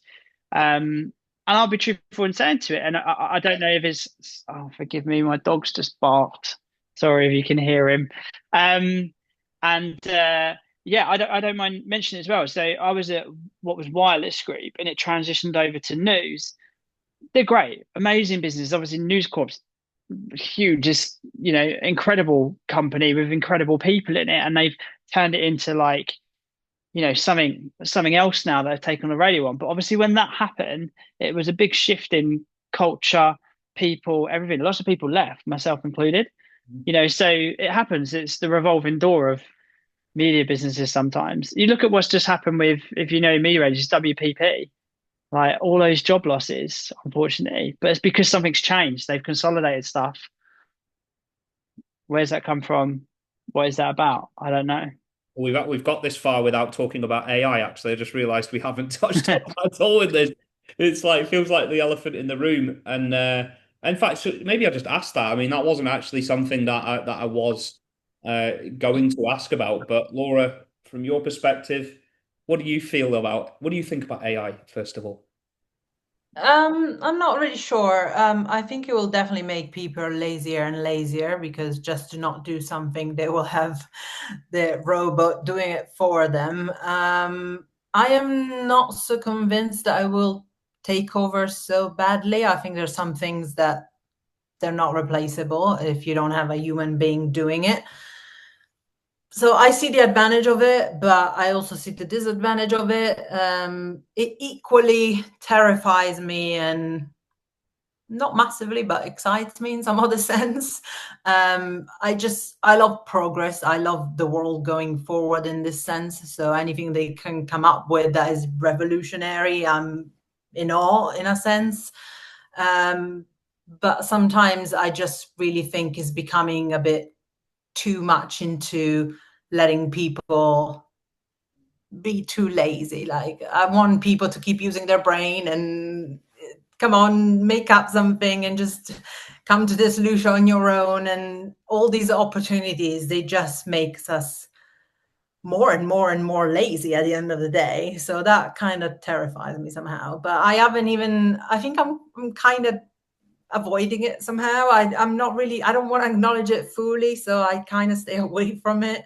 Um, I don't know. I don't really have a full opinion yet. I think it will take over eventually in a lot of different ways, but we'll see. Yeah, I mean, it's had advantages for me, but I think one of the chief things that makes me a little bit resistant to it, and you've hit the nail on the head there, is the lack of critical thinking, or it kind of dissipates my critical thinking somewhat, where I'm like, okay, I need to figure it out for myself because that's where I still firmly believe I come up with the right answers and the best content is by thinking on my feet in that way. What I use it for usually is to say, okay, I've got 90% of an idea. I just need a bit of a boost here, or I need you to give me a second opinion. And then that's what I use it for. Just Yeah. a caveat, not a caveat, like a side note, basically. There Mhm. was a Channel 4 documentary recently. I don't know if either of you saw it, but they actually had an AI presenter for the documentary, and it was a documentary about AI. Just incredible, and the mind boggles really. I've always felt that um, the people that are likely to, for want of a more eloquent phrase, get rid of me for AI. Someone like me or you guys, where they go, oh, I can just get AI to do that. I think they would have been a problem client in other ways anyway, and that just kind of brings it to the fore, and it makes it easier for me to know, okay, those are not people I want to work with anyway. The clients I've got, the vast majority of them really do value critical thinking and originality, so they will use AI, and I don't think they'd have a problem with me using AI. but they know that it can never replicate what comes from my head and my heart. And so, Chris, I want to ask you, I mean, where do you stand on AI and how do you think it's impacting our industry right now? Uh, I see it as positive change. I'm a man who embraces technology, but I see it more on how it can help us innovate with creating things that, like you said, super analytical thinking might take a human being months and months to work out, that can fast track that. My issue with it is we live in a society that is too lazy already. People are lazy. I'll give you a really funny classic story. My local Tesco's superstore, they have a massive issue whenever we go and try and do a shop with trolleys that are literally lined out from the trolley bay all the way out into the road of the car park. I'm like, why are people stacking a trolley into the road? Like, just take it to the next bay type thing. Anyway, small things. But my point is that it's a lazy culture and lazy society. So, you have the nature of something like AI and tech that gets involved and chat GPT or whatever. And if people are using it just to cut corners, I think it's completely wrong. I've always been a big believer and advocate, particularly in advertising and commercial media, on personal touch needs to be on everything. So, like programmatic trading and buying in a digital sense with advertising, when that first kind of got introduced, it was all and it was it was a bit crazy because there's been instances that I know of where I think it was somebody brought it up in I think it was one of the big senior guys in news presented it in a deck, and it was like getting hold of the personal touch side of things like programmatic buying, because there was a news story that had got fed through onto one of the news websites at the point in time. It was a video of Al Qaeda. It was like, what? How did that leak through as an advert? But that's what I mean. So it's like with AI, it's about embracing it, being adaptable, and having still your human touch on it and using it in the right ways. I like to think of myself, I'm no like tech whizzy superstar, but I am reasonably tech savvy with things. So I've embraced it a lot. I use Canva a lot, use the AI plugins that they've got in that. So I play around with this stuff, but more to just flourish creativity and have fun with it. Like whacking somebody else's face on somebody else. Just stuff like that you just can't do straight away unless you're like the most shit hot designer on Photoshop type thing. It's allowed more freedom of creativity. So that's what I mean. So that the embrace and the adapting of that, definitely. So I'm all for it. I'm a big fan of it, but just not if you're going to be more lazy with yourself. By the way, I just have to stipulate at this point, no one watching this should get me to design anything on Canva because I will always be shit at using it, no matter how I might try to get better. And by the way, a quick shout out for your dog there. What was your dog's name? Sorry. Dave. Okay, so Dave was basically saying in his dog language, subscribe to the 49 Marketing YouTube channel and hit the bell so you don't miss a video. So, Laura, I'm going to come back to you. What needs to change in the industry to stop people from having experiences like yours and to really value the experience and individuality that you bring to the table, I should say? You talked about a revolution earlier, but is there anything else you'd like to say on that? No, first of all, it's all really down to the recession and the economy. So that needs to change in the sense that the company don't have the same money that they used to have. So that is a bigger problem that I don't think I can give any input on, but that is what needs to be changed at the top. In their own little day-by-day hiring, there's so many malpractice hiring at this stage. So the transparency and the professionalism, I think they should really make a comeback. Like Chris said earlier, the ghosting and doing tasks and you took the time. Like I went to an interview in London, the last stage, third stage, and I never even heard back. I spent money. I went all the way there. I was there for 2 hours. I did the whole last stage interview, and I never even heard thank you for coming to meet us. Like, let's just bring back at least the bare minimum, like the professionalism. Let's remove the ghosting. Enough is enough. If they have too many candidacies, let's stop and reduce the number that they're going to check. They don't have to go through all the 700 applications. The rejecting automatic email, you can still send it to all 700, is automatic. It doesn't take much time, really. So just to have a bit of a little something. If it's possible, let's bring back some honest feedback that makes sense, because they either don't give you any or they just use. I literally had feedback saying I was lacking things that are on my CV. So it's just you haven't read it, or you haven't listened to me in the interview. There's something missing. So I understand they are overwhelmed as well. I understand there's a lot of us, and it's difficult and it's draining. It's draining for us as well looking. But let's bring back the professionalisms and good manners and education and just the bare minimum, because it's really not normal and okay that people put a lot of hours and time and work. I personally going to put it out there. I don't do the tasks anymore because my work was all used and published by all the companies. So now I simply have a standard email I send saying, you either pay me for my time or I'm not going to do it, because my results are all public. So you can see I can do the work. So I don't do tasks anymore, but a lot of people keep doing them, and as they should. There's no problem at all in that. But at least let's thank them and give a little feedback or say something, especially because when there's a task, you're already at the end of the process. So I doubt you have 700 people. It must be 3 or 4 maximum. So I don't understand acting like this in a sense, but please bring back good manners. I think it's really the bare minimum. And then hopefully we get out of the recession and companies have more money and we go back into a good place. But the brutality I've seen and witnessed and lived just come from the rudeness, or like even some very rude recruiters that they gave me horrible opinion and thoughts, and just like claiming I was the problem and judging me. I don't know. Let's just bring back the professionalism. That's what I would say. Yeah, I just want to say really quickly that if anyone's watching who has ever got people to do a fucking free trial task or has asked them to do anything for free, you are the worst human being in the world, and I agree. I have no time for you at all. I Um, agree.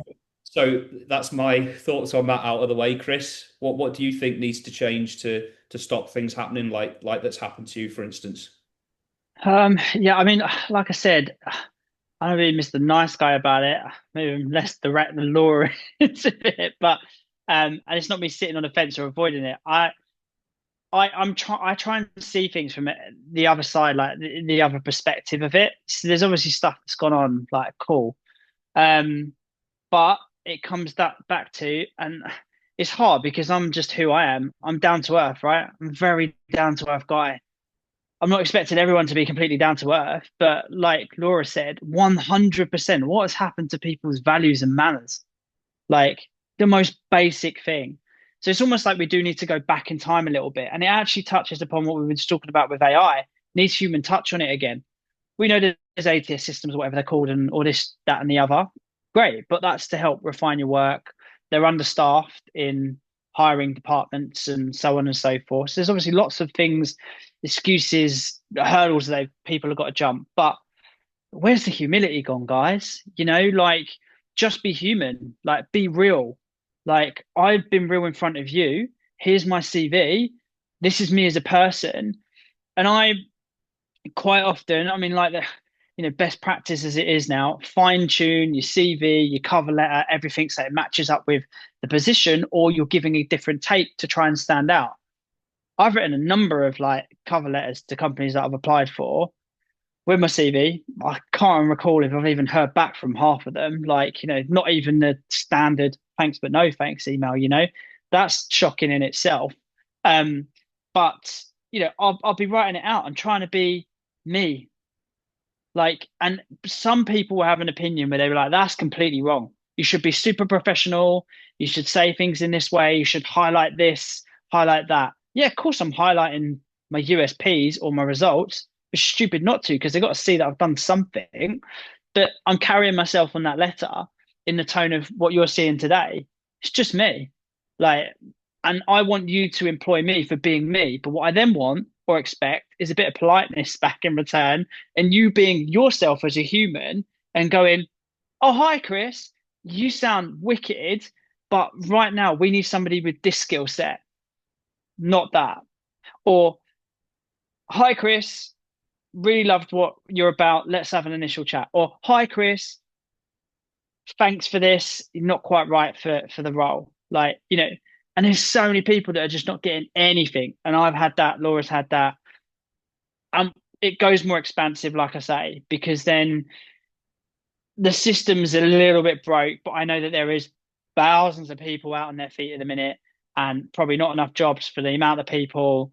So there are lots of factors that come into it. I'm not going to be stupid and I'm not going to start knocking things and processes, but I 100% agree on the three key things for me takeaway on that are politeness. What's happened to the stiff upper lip Britain, type thing with being polite, but just generally, across the globe, everywhere else is friendly and polite. You see somebody it's like walking down the street and seeing like a neighbor or just anybody that you're passing by. That's what I did today. Like, sounds awful. Older generation. Oh, hi, morning, that type of thing. Like, what's happened to that? Like, people are just like this now. Like, don't want to know. And Our generation sucks at that, I've got to say. so, Bad at that. it's a lot of that. But then, like I say, it's the humility part. It's having a human touch on it. And I think we need to almost, because technology and everything moves at such a rate of knots and the way that the industry works, slightly different between Laura and I, but similar kind of paired up. Needs to go backwards a little bit with this part, with the kind of recruiting phase. If it just kind of took some of that old school value, like you said, then maybe it would improve. I feel Well, like some of it's dissipated.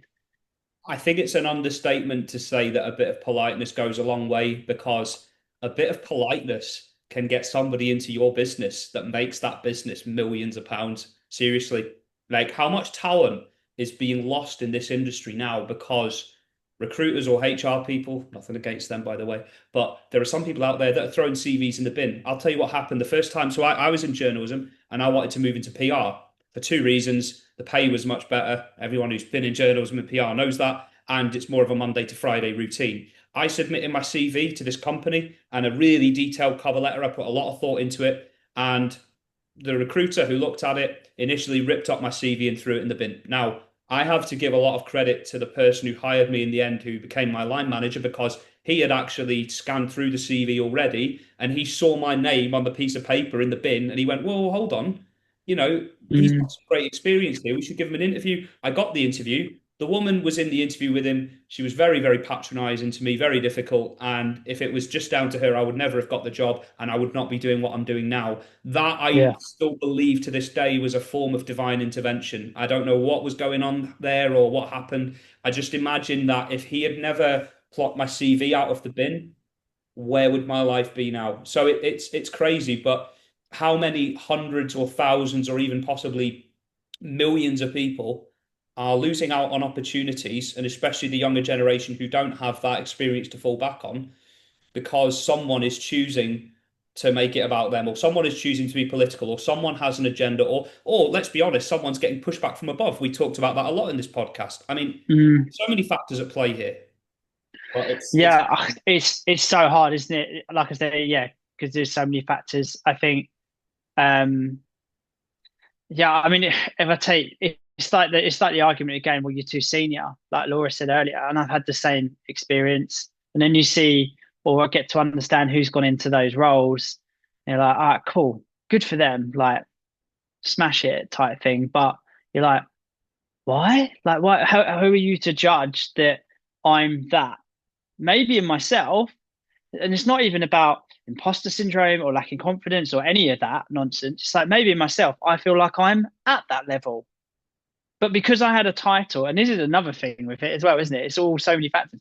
Just because I had another certain job title, and that says that on my CV, but that's what my job title is, for example. And then you see it, and it sounds like the job title that I'm going for in this particular role, Mr. Interviewer, is lower down in what your estimation of that role is. It's like saying account manager versus account director. Like some companies going to think account director is more of account manager level, and another business is going to think that it's the other way around. So it's kind of like, well, how are you judging that? How do you equate that really? And that's also what you were talking about earlier, I think, Neil, as well. It's like, how do you? It's a really hard thing. I must admit, I've struggled with it as well. Like, no one's perfect. It's like, how do you understand what your self-worth is? What's your self-worth? What's your value that you stick on your head when we're talking career-wise? What number am I putting on my head to think, well, I deserve that, or I should ascertain that, or I should be at that, or in given state of things, I'm looking at things where from what I was paid before, I'm happy to take a massive pay chunk. I don't care. I want to work. Like I want to go out. I want to be around people. I want to do the best I can. But then it's the reverse effect that almost is a negative effect. So like, why are you looking at this? You shouldn't value yourself in that way. And I'm one of these people, similar to Laura. I say, I don't want to lie. I don't want to bullshit. I don't want to be sitting there going, I'm actually only so far. I don't understand about that. I don't. That's so hard. How can you put someone through the middle of that? Going into say ever get an interview, you go into the interview, they're interviewing you, and you are dimming your knowledge base down and down and down. You're like, oh, I don't know, or oh, and then giving a really fluffy answer about something. I can't put my finger on that. I find that really hard to fathom for myself in my head. I've been trying to think about it, knowing that we're going into this type of convo, thinking it might come up, and knowing me, I'll probably mention it, which I have. Like, I'm like, I can't get my head around it. Like, it's the bit that I'm really struggling with, you know, just because, yes, desperation. Yes, I'm desperate. I want a job, but I actually just want to work with good people in a good business and nothing else. Like, it's not then desperate. It's like that's actually what I want. Like I want to work for you. I want to give you my best. How difficult is that to understand? Yeah, and it comes back to that antiquated approach companies take to recruiting and interviewing, really, because Yeah. they'll do it a certain way because it worked a certain way once upon a time. It's a bit like, no disrespect to my dad, I don't know if he'll be watching this or not, but when he about like his approach to marketing, it's like, Dad, you did marketing like 35 years ago. Like, come on, it's not relevant to today. It's like when people give you lectures about sales, people who are like 65, and no disrespect, but it's like you were selling to people. Go on, Laura, your face lit up then when I said that. You were going to say something there. It's like people just like selling 35 years ago, 40 years ago. This is how you should sell. This is how you should do marketing. You're like, Yeah. it's working. I don't know. You look like you were going to say something I about. do I do miss deeply, at least my role model has always been my granddad, who is now 93.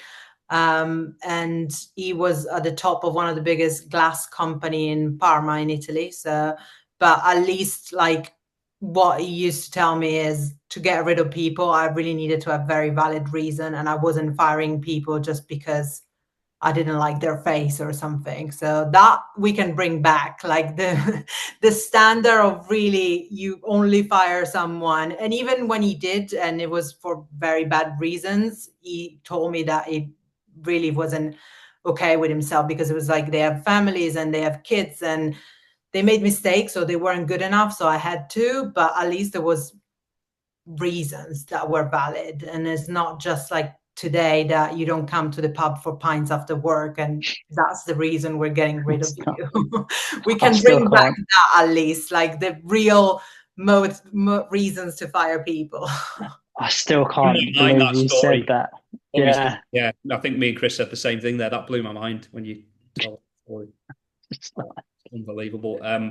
So sticking with you, Laura. Actually, and this feels a bit like, I don't want to put you too much on the spot here because I know this is maybe, well, not maybe, it is a very difficult question to answer. But if Mhm. you hazard a guess, what does what does the future look like when you look to the future in the next, say, 10, 15, 20 years, knowing what you know now and what you think could happen?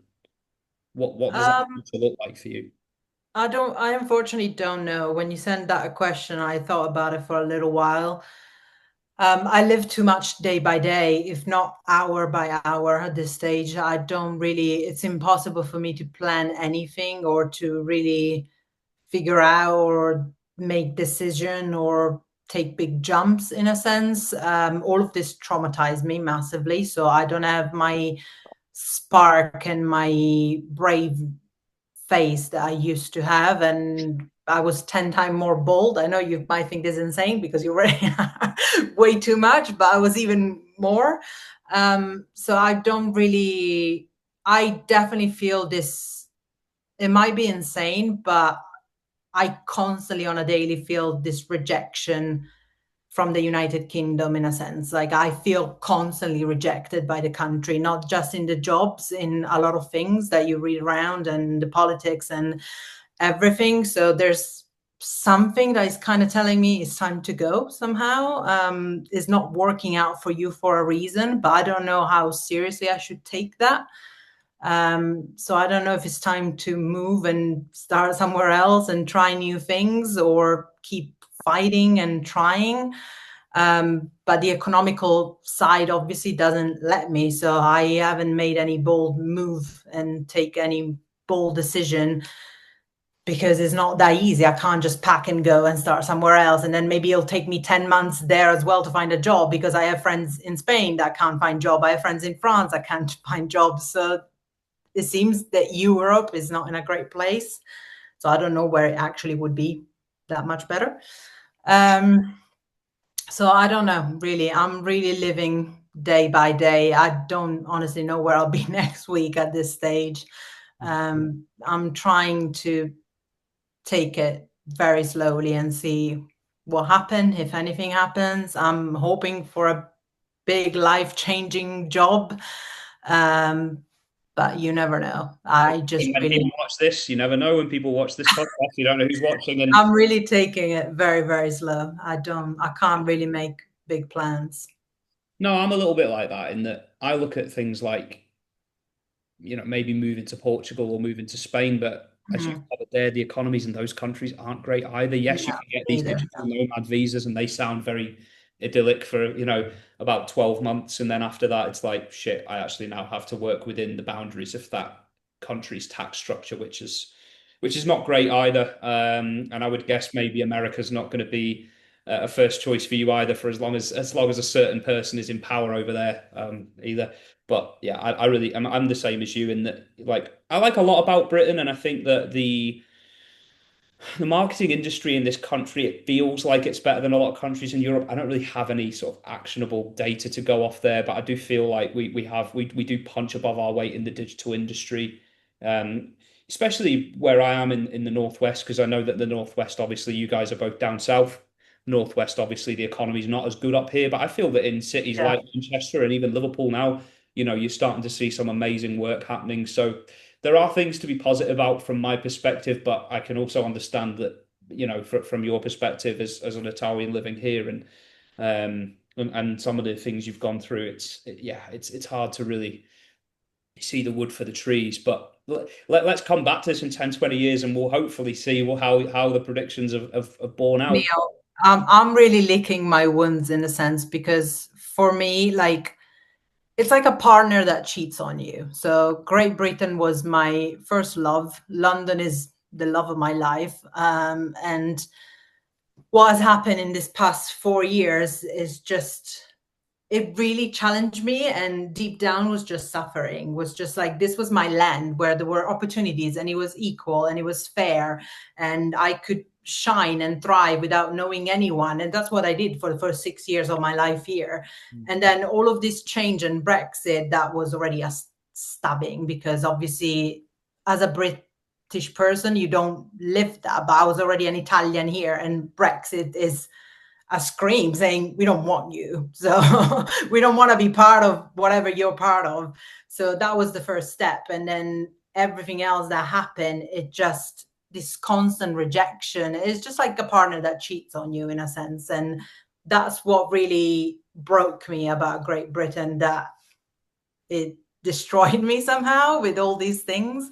And I felt very broken because it looks more and more in a lot of things like Italy, and I'm used to these things because Italy has been like this for decades To and get away decades from and it. Yeah, decades. yeah, I get that. Yeah. So, but I felt betrayal because the United Kingdom wasn't this, and I suffer about it.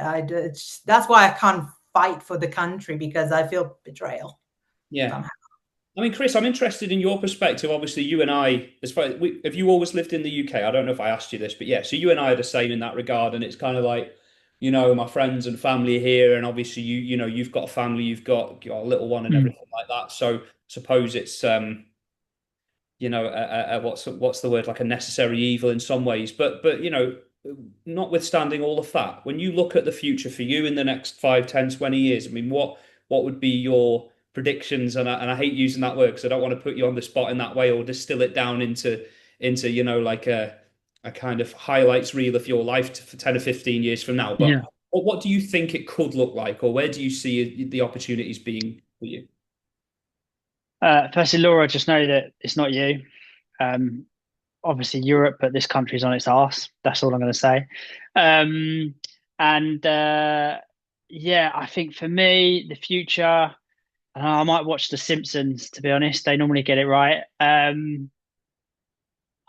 Where do I think it will be? I think, look, tech is going to continue evolving, particularly with AI. They've only just hit the kind of beginning infant phase of it. It's a growing child.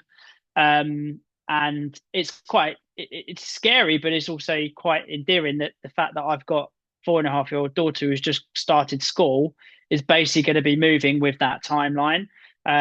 So yeah, a little bit scary. I think it's just going to get more efficient, and that's going to help aid us in certain ways more effectively. I think people are going to become lazier still from where they are, like I mentioned earlier, as a result of that. There's going to be more people trying to use a cheat code, um, which is going to create more confusion.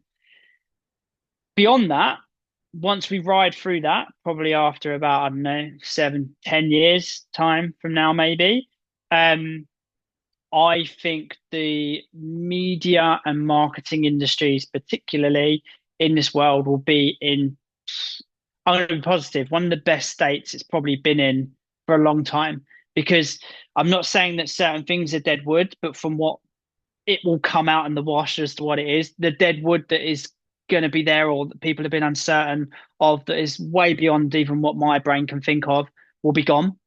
It will be chopped away and there will be more clarity. So in 10 years, 15 years time, I think there's just going to be much more clarity, because at the moment, as I said, this country's on its arse, but generally speaking, in our industry, everything's on its flipped on its head at the minute. There's a lot of confusion, there's a lot of change, there's a lot of shape shifting, there's a lot of uncertainty.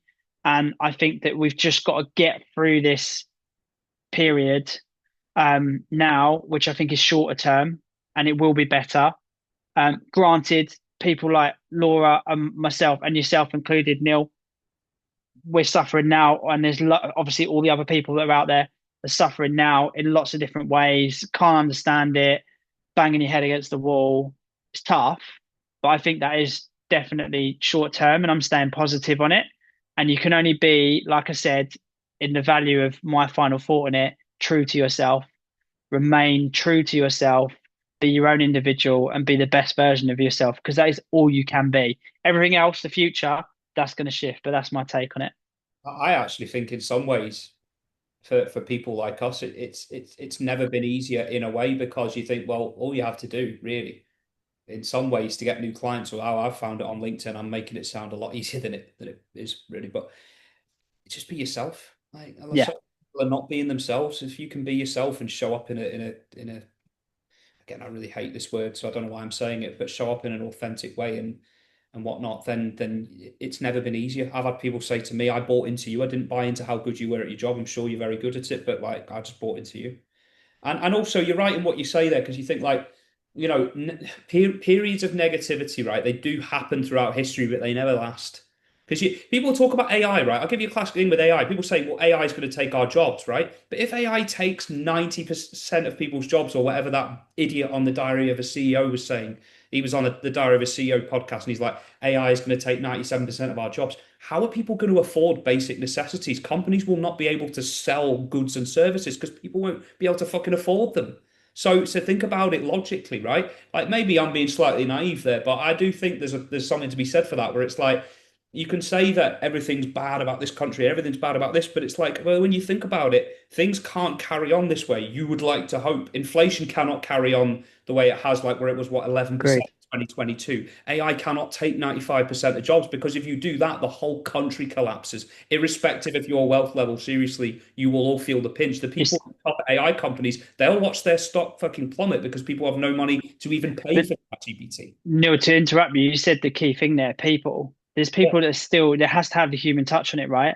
yeah. Otherwise, if AI literally takes over the world, like in a film, then we're deleted. We're off the grid entirely. So the point is that, um, and it's a big word that I said earlier, and I really, really resonate with it. And I think that it's so important for people to try and get their head around is adaptability. You just got to be able to adapt to things. You've got to be agile. Like no one's perfect. Like no, there's no such thing as perfection for me. Like you just got to adapt. Like things are going to change. AI, we just got to adapt with it. Somebody, and when I say that, it will be that yes, all right, 97% or whatever the stat was of jobs that were taken over. Yeah, but all those people, all they're going to have to do is adapt into AI. So if they then become more trained in that or they have an understanding of it, that then repopulates it again. It doesn't make no difference. Do you see what I mean? So, but it's got to be about everyone in, trying to get their head around that and understanding those sort of things. And I think we all need to I always try and be. I'm not perfect. I'm not always like that. I will be stubborn in certain instances, but I have to adapt. I have to concentrate on that. So just to round everything off, and again, this is a very difficult question to ask because or rather you have both covered so many insightful, amazing points that it might be quite tough to figure out the answer to this question. But Laura, I'll start with you. What's one key takeaway you'd like the viewer to take away from this podcast? And I said takeaway twice, so just ignore that. What's one key takeaway you would like the person to have from watching this podcast?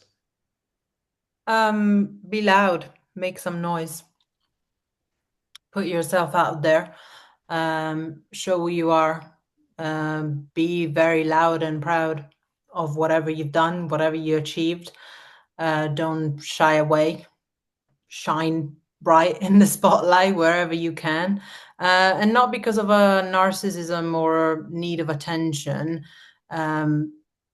just because everything you put out there might help someone. I got a lot of messages from constantly putting myself out there that it helped them. And it wasn't even sometimes just about the job search or the job market. It was, I spoke openly about my eating disorder and people messaged me about that, or my depression, or whatever it was.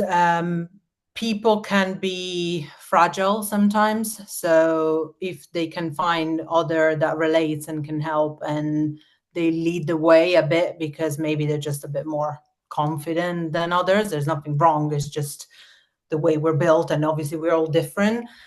You might, even if it helps one person, has been my motto to do everything I do. Really, it comes from, as I said, a need of loneliness and find other people that can understand me, but mostly it comes from I think it's at least a good place. I don't know, I'm saying it for myself, I don't want to ring my own bell, but I think it's important because the bullying out there and the cyberbullying and the names they give you with mental health as well and all these kind of things, and they're denying it or they claim you want to be a victim or whatever, it's horrible. And I think we can just fight that by keep talking about it and proving and showing what are the consequences or what the issues, etc.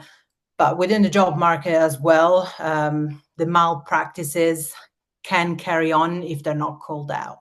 So the more people they call them out, the more we have a chance and possibility that eventually will stop or they will listen. I don't know. Hopefully, maybe. The fact that the BBC has never covered a single time in these 4 years the unemployment and the rates that I think we stand at 4% of unemployment now, which is the highest in I don't know how long. I think it's baffling. But well, they don't even cover Palestinians, so not expect. I mean, no shock there. But I don't know. I think it's just really important to constantly be vocal. But I think Gen Z is doing great. Like millennials, we are burnout. It's true. I read an article today. But Gen Z is fighting. They're not really bending to the unfairness. So I have a lot of hope in that generation. I think they all claim they're lazy and they don't want to work. I think they're just standing up for themselves. So I'm hopeful for that generation. Yeah, big step change, as you say there, with the different generations. And Chris, have you got your own kind of thoughts on this? Yeah, I'm going to try and keep it succinct. I think key kind of takeaway for me for anybody listening, and I think about it in my own head, is be true, be you, be real, be raw, and stay agile. And I think the only other side that I've mentioned a number of times on this, that I think is key is seek, and I've learned the hard way, even though I know him is the best thing for me, seek in community and trust in trust in the community aspect of being real and being people. And then we're on for a win. What a great place to end. Yeah, no, I really appreciate that, Chris. And just finally, before we end the podcast, where can people connect with you guys if they want to find out more? So I just stick a link to your LinkedIn pages, or have you got any other sites you'd like me to link to? That Yeah, what, LinkedIn Laura? is Yeah. fine. Down in the comments below. Yeah, down in the comments below. Subscribe to 49 Market YouTube channel. Second time I've Yeah. said that. But yeah, no, honestly, guys, wow, we've nailed it. We've done it. I think that was 2.5 hours or something. Yeah. I need to check it when I upload it. But yeah, massive thank you for coming on and sharing your stories. And like I say, if we can just make a difference to one person's day, I think we've done very well. That was the 49 Marketing YouTube channel. Thank you for watching.